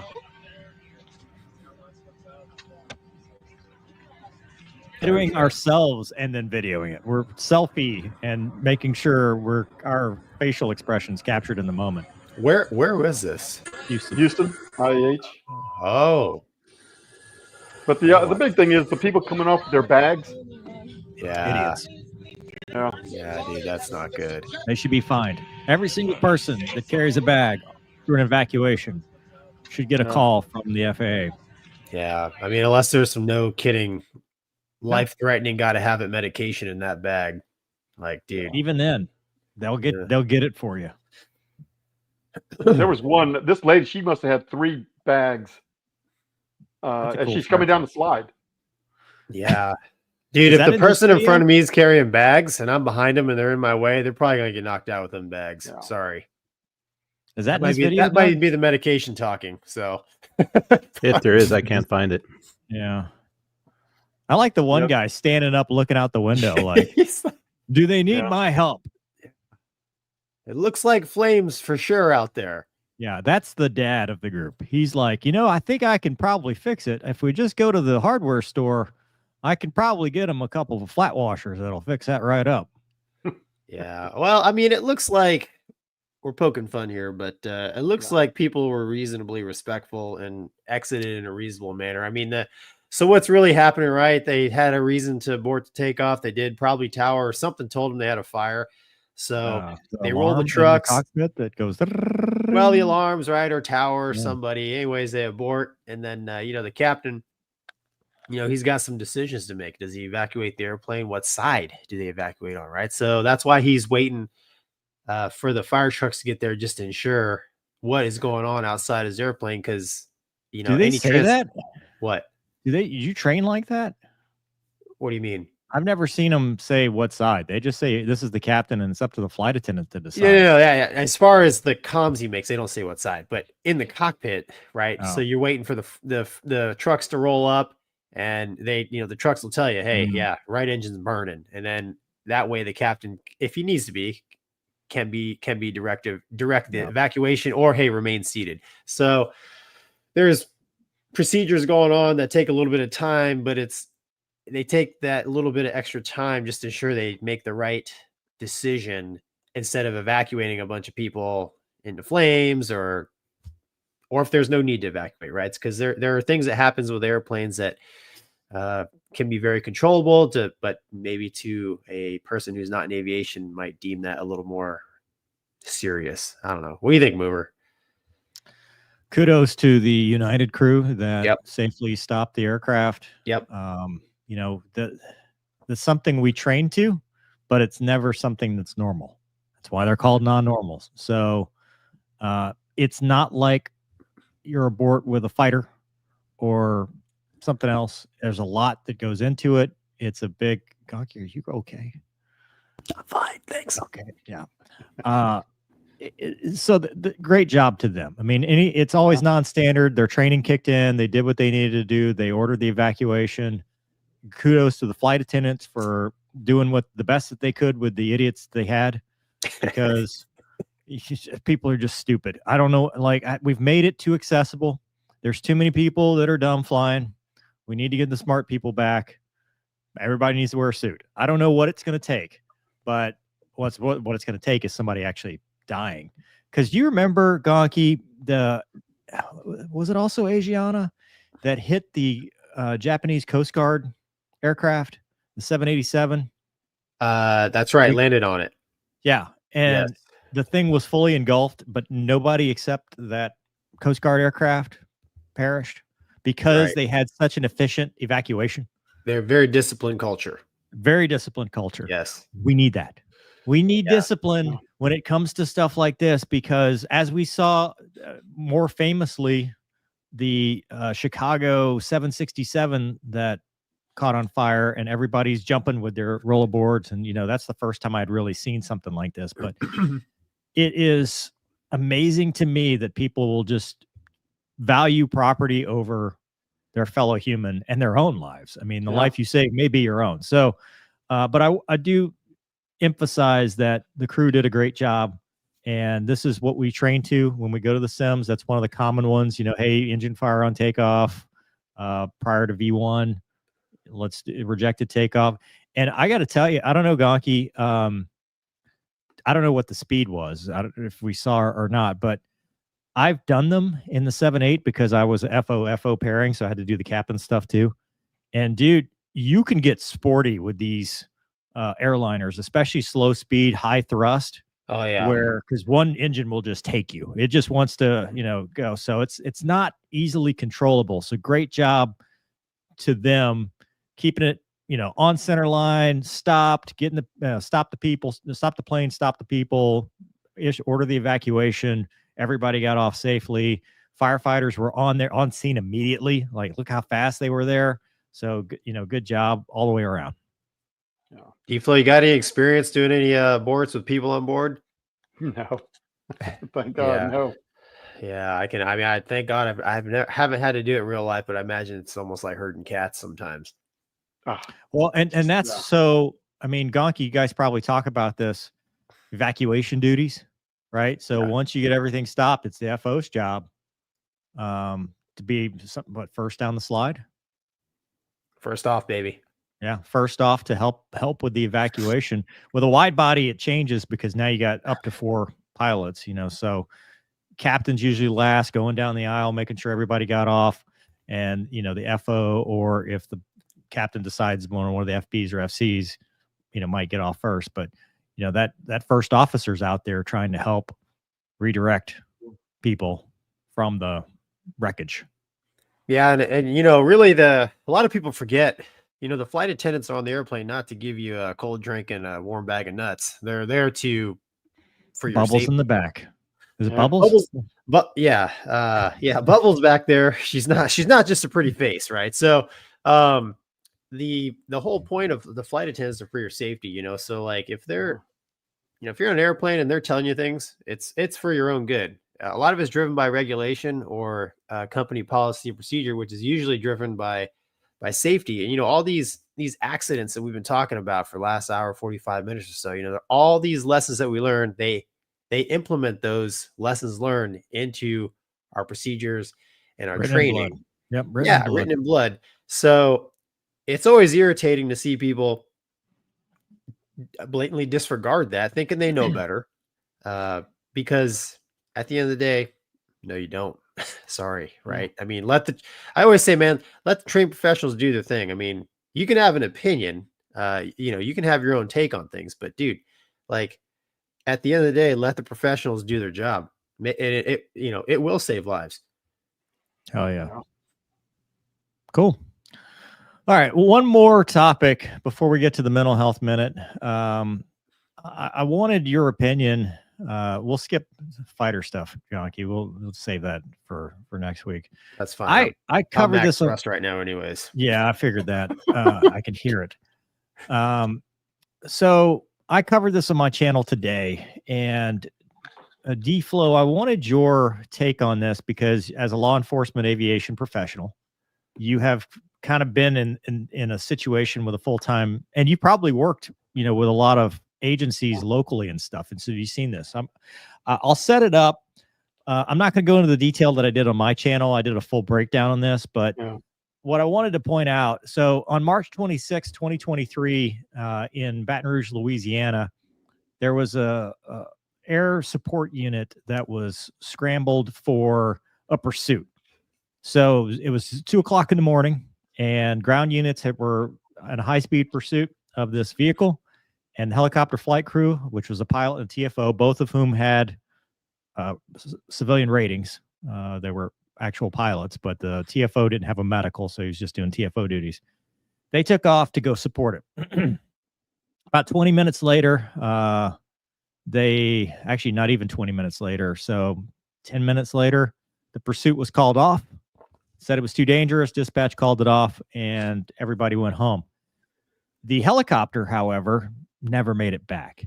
And the data showed that the clouds were low and getting lower, about 900 feet, ceilings roughly, less than 1,000 feet. And then some of the satellite data showed that it was actually worse than that in some places because there was a low moving in and, fog, same stuff we get here all the time.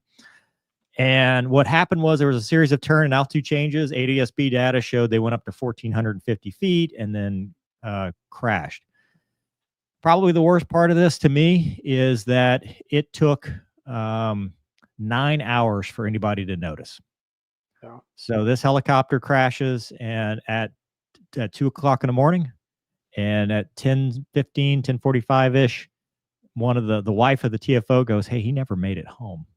And so the sheriff's office is dispatched to the last known location. They find it in the field. It wasn't survivable, so it wasn't like, they died in the field, but just the fact that nobody had accountability for this helicopter. No. And so they basically said that the probable cause was inadvertent into instrument meteorological conditions. The pilot was not IFR or instrument rated, but neither was the helicopter. The helicopter, however, had just gotten back from its 2,200-hour Robinson overhaul, So it basically had brand new everything, brand new engine. They just put a GTX 750, I think, in there. And so it was capable, but just not certified, or 750 XI. Yeah. So there's the wreckage and everything. And I kind of got some, so basically they said the SOPs were violated. The ASU commander had said that they were supposed to do a risk assessment. They didn't. He was supposed to formally check the weather. He didn't. But they didn't have a formal instrument training program. Sometimes they go over water and use foggles. They had NVGs, but they didn't really have a upgrade program for them. But they weren't using them on this flight. And 3 weeks ago, they shut down the entire ASU, and now they just use drones. So this was the only full-time unit in the region, as far as I know.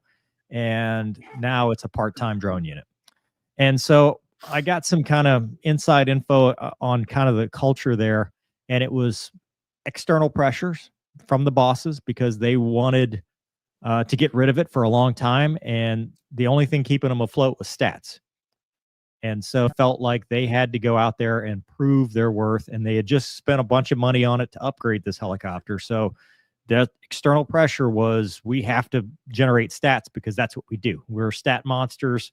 We're doing the work, but the bosses are like, why are we spending this money? So I kind of wanted to get your opinion. I've talked about Land and Live, 56 Seconds to Live. IIMC is a big killer of helicopter pilots in general, but also, from that law enforcement perspective and stuff like this. Well, what's your take?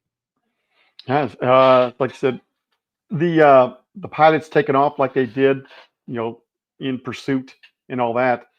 They're like you and I. We're all Type A personalities. Just like, damn it, I'm going to get that guy, and that maybe why he didn't, check weather or whatever, or it did check weather, and weather be damned, we're going. We ran into that with customs also, both on the border in Houston and all that. And the same thing with getting stats with customs. I'd say the better part for us was we had unlimited budget with the federal government. Unlike the local law enforcement, HPD and the sheriff's department, they have to prove their worth. And it's hard to do that on stats unless you get a huge, a huge bust of dope or something like that. And that's where most of the time with customs, almost, I say pretty much all the cases that we worked on and got a lot of drugs, maybe that's the big dollar items, we give it to the local police departments for them to put it on their stats so that they get the money. Because like I said, we were the federal government. We don't have to worry about the money. But our bean counters also came up to us with customs saying, like, hey man, you guys need to validate why we have an A-Star helicopter in Houston and all. So now we had to, what we were doing wrong was recording the stats is what we were doing wrong. Once we fixed that, there's like, okay, yeah, you guys are really working. We also had to get with the ground agents for them to write letters and stuff saying like, yeah, we never could have done this case without, air support from the federal government and such. And with that, we got, 5,000 keys of coke. Oh, wow. Meth. Big cases, like I said, that the federal government were like, it's yours. Take it, do with it what you want. So there's that. As for not knowing that their aircraft had gone into the ground and was overdue by 9 hours, wow, that's beyond unsat. That's, yeah. I don't even have an answer for that because that's just like unheard of. I've never really flown VFR GA at that hour. Who would you even call for flight following? Center? Who's doing, because approach and they could tower, even get you on the radar. Who's working that at that hour? Nobody. Huh? Well, for us, it's our own base. If we had a flight, at 4 o'clock in the morning warrant, our guys are at the radio at the branch, monitoring the radio and flight aware, but they're monitoring you. Yeah, so that's what I'm saying. I don't know how to answer that because 9 hours of crikey, that's the next morning. What the next shift is come in. I mean, you got to figure the boss man's going like, well, where the hell's the helicopter? You know? Yeah, that's beyond unsat. You talk about the stats. I think it was El Paso PD. They were getting so many because they would do the missions, right? And if they did like part of a federal mission, they would get credit for it. So they were basically making like millions of dollars. They were funding everything with all the drug busts and stuff that they were doing because they were doing like HIDA. They were all the different programs and stuff that they were doing that they were ending up getting stats and all that, because I mean that's the only way to really fund it. And to your point, you get all the different ends of the spectrum with some of these units, right? You get the ones that can not afford it and they do it anyway, and then you get the ones that are top notch premium, like San Diego. San Diego's got Estrella. That's one of the best units in the country. But the ones that do it right are the ones that are like, we're going to pay for the training, we're going to pay for the equipment, we're going to have glass cockpit, everything. And from the look of it, as an outsider, it looked like this was that unit because you have the GTX or the 750, you have a brand new Robinson helicopter, they had a 206 and stuff like that. But you have to do that if you're going to do it. Otherwise, what's the point? You're just asking for a mishap. Yeah, Houston HPD, man, what, the 4th largest city in the country? I mean, just hundreds of millions of dollars in their budget, and they have kept that air program down to nothing. I mean, it's just old Hughes 500s. I think they got one new one. What is a Hughes 300? Oh God. Jeez. Yeah, and it's the 4th largest city in the country. And the police chief was the one that was holding them down. Then remember back in the late 90s, early 2000s, the Army released a buttload of OH-58s. To all these, whoever wanted one, you can have it. And like you just said, the small police departments go like, hey, Bubba, we can get ourselves a helicopter and do whatever. And the ones that didn't know or didn't listen to the experienced guys go like, dude, you're gonna have to get at least 5 of those OH-58s to run one. That's for the parts. And then the fuel budget, the training budget, and all that. And they're like, wow, this free helicopter is not a free helicopter. And and I think sometimes they take advantage of the public use. Oh yeah, public use means you don't have to. You're not under the certificate requirements of the FAA, right? So you don't have to have a commercial helicopter license. You don't have to do the 100-hour inspections. You don't have. There is basically the government's like, this is your helicopter. It's public use. You're the government entity, which is how the military is. But the military has their own standards for it. It's not, now the good agencies will still adhere to all the same requirements of the civilian counterparts. But some, they're like, well, I don't have to. Why would I? Why spend the money? We'll just fly it till it breaks. Yeah.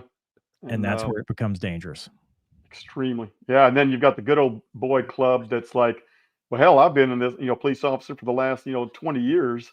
Send me to get my pilot's license. I'll fly that damn thing. And then I'll be the instructor and all that. And it just, snowballs out of control. Gonky, scary stuff. 2 things come to mind.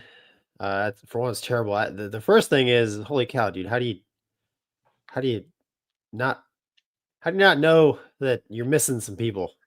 Imagine the poor wife. That's what I'm saying. You're expecting your husband home because their shift ended, I think, at like this happened at 2:30 in the morning. I think their shift ended at like 4 a.m. Like I don't think they had much time left. It might have even That's what I'm saying, man. How do you? Wife expects to wake up next to her husband. Dude, not even that, but like, I mean, presumably the guys that you work with in law enforcement are like your bros, right? I mean, you literally hold each other's lives in your hand sometimes, right? That you're supposed to be able to have that type of bond and camaraderie with your fellow officers, and for them to just be like, oh, no idea, I don't know, they'll show up sometime. Like, not 9 hours, right? Is what you said? Yeah. 9 hours. Yeah. That's approximately. crazy. That's the big standout for me. I can't believe that that I don't know if you call it culture or that carelessness of personnel, maybe. It's I don't want to say ignorance. It's they didn't know, and I'll say this because that happened to us under surveillance in Houston on a Saturday. They called us in, and we're watching this house where the bad guy was at. The ground units are in the area, and every 15 minutes, like, yeah, nothing's happening, from the helicopter down to them. Yeah. And after a while, it's like they're not responding. We're calling them on the radio and say, hey, ground units, we got to go get gas. And nobody responded. Flew back home and find out that they had left an hour ago. And when we called the agent, we're like, well, yeah, you guys had the surveillance, so we went home. It's a Saturday. And we're like, oh, shit. Well, you didn't even tell us. Well, I guess then maybe that's more common than I would think, but I would just think that 9 hours would be a bit excessive. I mean, that's more than a whole shift, right? 8 hours is a shift. So that stands out to me. The second thing that stands out, D-Flow, you kind of brought it to the front, is, talking about all these accidents and stuff. Safety costs money, and that's why it's so important that each one of these terrible accidents we are talking about, that we actually find out what actually went wrong, because unfortunately, aviation, it takes dollar bills to run airplanes. It's just a fact of life. It costs money to run airplanes, and it costs money to run training programs. It costs money to have training procedures in place. It's all driven by money. So we need to find out exactly where our programs and systems and airplanes and everything is deficient, so we can fix that. Got no room for fluff. Because like you talked about, D-Flow, right? It's almost like you have to prove your worth for this money. Then you don't get the money, and it's like, well, what can we cut, right? You start playing that game. So we Mover and I have talked about it in the in military training and stuff too. It's like, what can we cut? Well, you can cut too much. So it is a game of money in aviation, unfortunately, and safety does cost money. So every dollar that's spent. I remember going through Navy training, especially in the Hornet. The IPs used to drive home. It's like, dude, every minute in that airplane is valuable. That's why we're going to spend a lot of time in the debrief talking about everything, because it costs the taxpayers a lot of money. You think about how much it costs to pay you, your instructor, everybody in your flight, the airplanes, all the bad guys, the range controllers. It's a tremendous amount of resources, money that's put into that one flight, and they're going to extract everything they can out of it.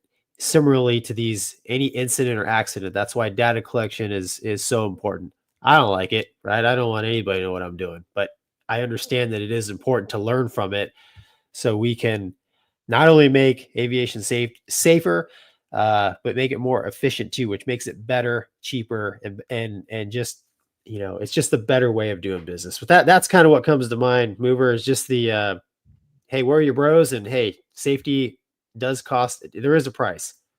Yeah, for sure. Well, there by the grace of God go I, though. I mean, nothing that we have talked about tonight is unique. To it could happen to anybody. Anybody can have a bad day. Oh yeah. I hate these situations. All right. I love how it says mental health minute 2/3/25 TBD. I don't know, Gonky. What did you want to talk about? Dude, I'm just lucky to be here, man. If you're struggling, wear glasses. That's my mental health minute. Hide yourself from your enemies. Yourself, right? They can't see me. Yeah. No one can see me. Okay. Sorry. Well, so I got something I was off of last week. And this is a repeat, but I think it bears repeating because it's always something that's good to talk about. Last week, we talked with Colonel Mattingly, which we want to thank him for being on the show thank you, sir. And stunt Gonkying, and Casmo. Yes. Thank Casmo as well. Casmo's a great dude. But we talked about spiraling, right? So when things are going bad, it's very easy to start spiraling. D-Flow, you and I talked about this when we talked about, those situations in the cockpit where your mind kind of runs away and, you don't really know, you and I have shared those experiences. But part of what you go through in something like that, and what they tell you is to live in the moment. That's very hard to do because as pilots, as aviators, we tend to want to think 6 to 9 steps ahead, right? We want to know the future as best we can predict it. And sometimes that means if this happens, this is going to happen. Okay, well, this is what I'm going to do. We chair fly, right? When we train, we wire our brains to chair fly so that when stuff goes wrong, we're already 6 steps ahead of it and it all works out. It's great in aviation. It's terrible in your personal life. Because what I have found I struggle with is living in the moment, right? Andrew Bernard talked about, I wish somebody would tell us when the good times were before they're gone, because you don't realize it's the good times. I mean, Gonky, how many times have you looked back and been like, man, flying that T-38 was a lot of fun with the bros. Yeah. I wish I had appreciated it more. And so we tend to kind of get ahead of ourselves, and in anything, any walk aspect, something good happens and you start like, okay, and then this is going to happen, and this good thing's going to happen, and then this good, and then you ruin it. You ruin that one good thing because instead of enjoying it at 0.000, you were worried about 15 steps ahead and didn't even get a chance to enjoy the actual moment. And that's why golden retrievers like Gonky are always so happy, because they live in the present, they live in the now. They don't live what if, 6 to 9 months, 6 to 9 minutes, whatever it is in the future. Now, am I saying don't think ahead? Absolutely not. But I am saying that part of your mental health and part of that balance is learning to be present in the moment and enjoying things as they happen and just letting them happen. A lot of times we create scenarios in our head, whether it's good or bad, where we'll shadow box something that never happens. Good friend of mine on the channel says, don't borrow trouble. Well, same could be said for something good, because you might end up in a situation where like, hey, my book just did well. Okay, well, that's going to lead to, an agent calling me, then I'm going to get a movie deal, then I'm going to be on the movie set. And it's like, dude, you got so far in front of yourself that you didn't just enjoy the one good thing that just happened. So I think it works both ways. And that's something, if you ever go talk to somebody, Military One Source, DPH, something like that, they'll help you work through. They'll tell you to do that. They'll give you techniques how to live in the moment and be present. But if you're struggling, 988 or 911, if you think you're going to hurt yourself or somebody else. Gonky, are you living in any moment right now? Struggling in the moment. It's good. Well, we've talked about offline. We're in that phase where it's 1 step ahead, 25 back, right? So basically things not going so hot for us. Now, dude, you bring up a good point. I mean, I read in a book somewhere, consider it pure joy, my brothers, when you face trials of many kinds, because you know that the testing of your faith develops perseverance. And that was taught to me back in college when I was going through some tough times. And basically what that is dude, life is seasons, right? I mean, you're gonna have tough times. And I really think they mold you for the future, right?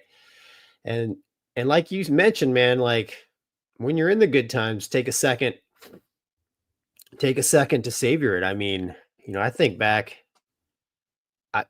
I would pay money right now to have my worst ride in the Hornet.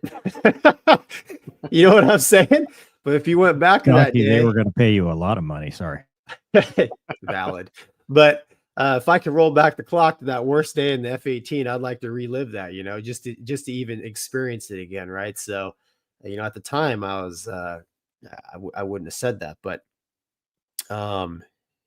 it's, yeah, man, you do have to, life's a ride. You got to enjoy the ride. And the things that we're talking about today, those 67 people and the 7 on the Lear and the 1 on the ground. Those people all woke up that day thinking, they had plans and dreams and hopes, and they had ambitions and goals and everything that we do. And maybe they were 1 step forward, 25 back like us. And then, it's over. So, I didn't mention it on the show, but, a guy, we all known him at church as Santa Claus. He's in my Bible study, and he went in for a lung transplant, and he ended up having a massive heart event, and he never woke up. So, he was somebody else that, he had a business. He was a locksmith, great guy. I'm going to miss him tremendously, but you just kind of never know. Sometimes I think, you joke all the time I'm the golden retriever, but man, it's hard to take life seriously when we're all not going to make it. So that's my take on it. Maybe some drugs involved there, but D-Flow, what do you think? Legal drugs. Prescribed. It's interesting you say it, because my first remembrance of something like that was Army basic training, the first morning, Fort Benning, Georgia, infantry basic training, and I just remember the lights coming on in the building. I was worried sick, like anybody else. Your first day in the Army or in the military, whatever, what's going to happen and all that. And just remember the lights coming on, the garbage can flying down the middle of the bay, and then the drill sergeants, flipping people out of beds and all. I'm thinking, wow, this is just like the movies. And then running out into the big sand pit, 5 o'clock in the morning, South Georgia, and the stadium lights are on, and everybody's getting smoked, push-ups, flutter kicks, the whole 9 yards. And I just remember thinking, like, wow, this is just like the movies. This is so cool. And now, granted, just like I tell kids nowadays, I go, it's you better be in shape when you go, be able to run and the whole 9 yards. Life's so much easier when you're in shape. I'm glad I looked at it that way, because I actually had fun in basic training in infantry.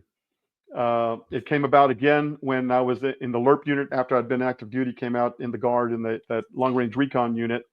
And that's when I thought, if I want to fly professionally, I'd already was getting my private pilot civilian license. I was wondering, man, if I apply for flight school in the military, I'm going to have to leave this infantry stuff. And I liked it and all. And then I sat back, and somebody had said something. I thought, you know what? I don't want to be that guy that's 70 years old with my grandkid on my lap at an air show saying, like, I wonder if I ever could have made it, if I didn't try. So obviously I did. Went to flight school and all. And then I think I told you this. When I knew I was going to Afghanistan, getting deployed and all that, I was worried, sick. Just like you're saying, thinking ahead, like, oh my God, what's all going to happen? Who's going to take care of the family? The pay cut I was going to take and all that. And I was here at the house, filling out the wills, the powers of attorneys, and all that sort of stuff. Just got back from Fort Hood for a Christmas break during the middle of mobilization. And my daughter, at the time, she was 10 years old. I'm looking at her on the back patio. She's feeding the fish in our little pond back there. And I thought, you know what, screw this. I'm going to put everything down, walk there to the back porch, and I'm looking at her. She's feeding the fish. I don't know if she knows I'm standing there at the door about 20 feet away. And I said, all right, here we go. I go, Shelby, what do you think about me going to war? She didn't turn around. She just raised her hand and she said, Dad, I know you're going to be okay. You're the best at what you do, and God told me he'll take care of you, so I'm not worried. And I was like, holy mackerel. Wow. That's awesome. With that, I say, kind of like you, Gonk, I knew before I left that I was right with God, with Jesus Christ. My only worry, so to speak, was, God forbid, a friendly fire incident. And God forbid I get in a crash, shot down, or something like that. And not that I die, but that I get burned or horribly disabled for the rest of my life. But other than that, going to the combat I was right with God, so I didn't have to worry about that. Coming back from a fight, actually, yeah, he was coming back after the Tagab Valley, the ambush of that convoy that we rescued, and we're heading back. I'm like, man, that was so much fun. We were shooting the bad guys, we were out of ammo. And we got to shoot the motorcycle at the end, and it blew up just like Hollywood. I thought that was the most fun hour of fighting and shooting and getting shot at and everything else. But I thought, man, I'm going to remember this forever. And yeah, how can I replicate this in the civilian world when I get back? Just the adrenaline rush of the thrill of the kill is what we ended up calling it. So yeah, living in the moment, and yeah, don't overthink something. Live in the moment, because yeah, you'll never know if you'll ever do it again. And yeah, God's in control. So however it ends up, Amen. That's the way it's going to end up. There you go. What you got? Well, first, because it doesn't look like Daniel's going to do it, I'm going to go ahead and plug Above the Best, which he just referred to. If you want to watch that story on YouTube in more or less real time, it's amazing how much of it was available. Not YouTube, Amazon, right? Yeah, okay. Yeah, Amazon, YouTube, Hulu. There's some other sites it's on. It's called Above the Best. Honestly, I mean, how can you follow somebody who says that they had fun at basic training? You got to be in shape. That's what I tell the kids nowadays. That's true. Yeah. I mean, that's the ultimate in mindfulness and living in the moment, looking around at something that most people are dreading and most people look back on as the worst part of their career. And it's like, wow, this is cool. This is really neat. Mover, you said that pilots are trained to plan ahead, and that makes it hard to be mindful. It's important to remember, though, that mindfulness can also be trained, and it's such a hot topic that you really can find all kinds of good resources just by Googling mindfulness or mindfulness training. And then you learn to do it, on purpose at a time when things are easy, and you'll find it a lot easier to do it, on purpose when things are more difficult. And it just takes practice. It's just something that can be worked just like anything else. I've found that having some kind of life-changing experience will remind you. I would encourage people to try to get to the point where they can do it without the life-changing experiences, because sometimes they can be a bit much, but it is definitely trainable. Awesome. Thank you, Doug. Let's see. Got a couple from the audience. John says, when you replace why is this happening to me with what can I do about this, you begin to take control. Mike Tyson. John, I hope your pup is doing well. He was talking about his dog on the stream last night. So hopefully your pup is recovering and prognosis is better. Canadian Moose Knuckler says the infamous 3-foot rule: control only what is within 3-foot reach. The rest will come. And that's the whole thing about living in the present too, is one day you'll wake up and you'll be like, where did the time go? Oh yeah. Where did all that? What kids? Yeah. Zippers Forever says life is a chuck it ball, be the mountain wall. Chase ball. Don't borrow sorrow from tomorrow, says Robin Holden. And now we're on to some other stuff. Banning Pass tried to sneak on the Marine layer after a long flight from Phoenix. IIMC, but with a customs crew, was able to handle it. Scariest ride ever. Being a retired Leo, dispatch checked on us every 15 to 30 minutes, and they hadn't heard from us. John says, not checking on the airship. Absolutely unacceptable. Agency dispatch should have been making status transmissions within 15 minutes of not hearing code 4 or 10-7 on the response. And finally, Bob, I'm enjoying Stone Gonky a lot. I'm not, dude. Between the mustache and the Gonky, were you sober enough to hear the diss track? What diss track? What's a diss track? I had a meth head make a video. Oh no. Angry about old Mover. Angry metal mover? Yeah. Angry metal mover. He was pretty angry. Yeah. I'm fine, dude. He has a lot to be angry about. Yeah. His mom's basement, as you pointed out, wasn't all that nice. Oh, yeah. The home cooking wasn't so good. Yeah, it wasn't. He was dude. The meth is keeping him, or whatever he's on. Yeah. Anyway, but it was funny because that means I've arrived. The two things to know I've arrived is, one, people making videos mad about me, and two, they emailed me last week or whatever to put me on the famous YouTuber birthday site. Oh, cool. Yeah. Look at that, dude. They're like, they don't want my birthday because I'm like, that's a scam. They already think they have my birthday.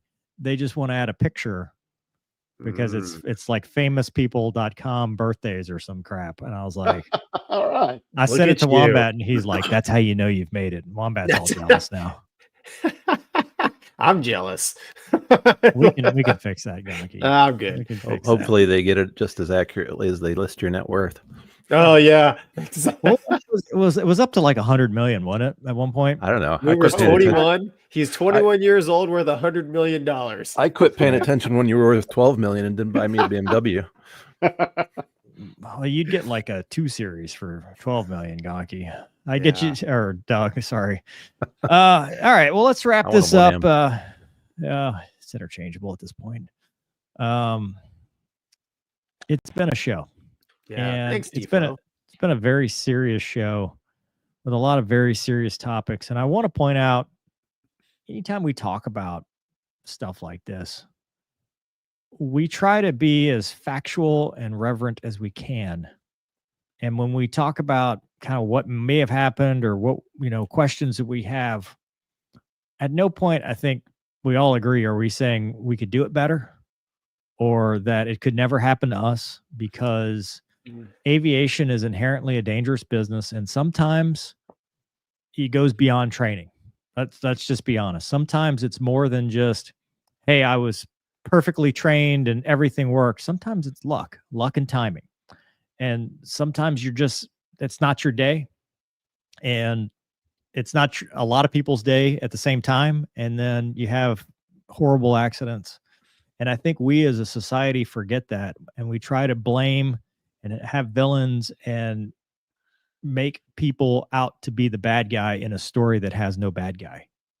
Yeah. So I just caution everybody, before they go after people, realize that there are grieving families, grieving fellow, pilots, service members, air traffic controllers, whatever, that are real humans that are also processing this. And that when we go after people and not actions and make it personal, we don't do anybody any favors. Yeah. So that's my closing plea, and hope that we continue to push safety to the max extent possible. Gonky, thank you for your service. I appreciate your sunglasses. Yeah, hopefully next week, I'm back. No, you got to have them forever. Forever. Dude, right. It's hurting my ears now. I'm not gonna lie. It's hurting my ears. And Daniel, dude, you're the man. Yeah, thanks, dude. We always appreciate having you on the show. We appreciate your stories and your insight. Thank you for agreeing to come on our amateur podcast. We're semi-pro. You have to get paid to be pro, Gonky. We're not. Yeah, pro, man. It's a hobby. I always love now. coming on here. Yeah.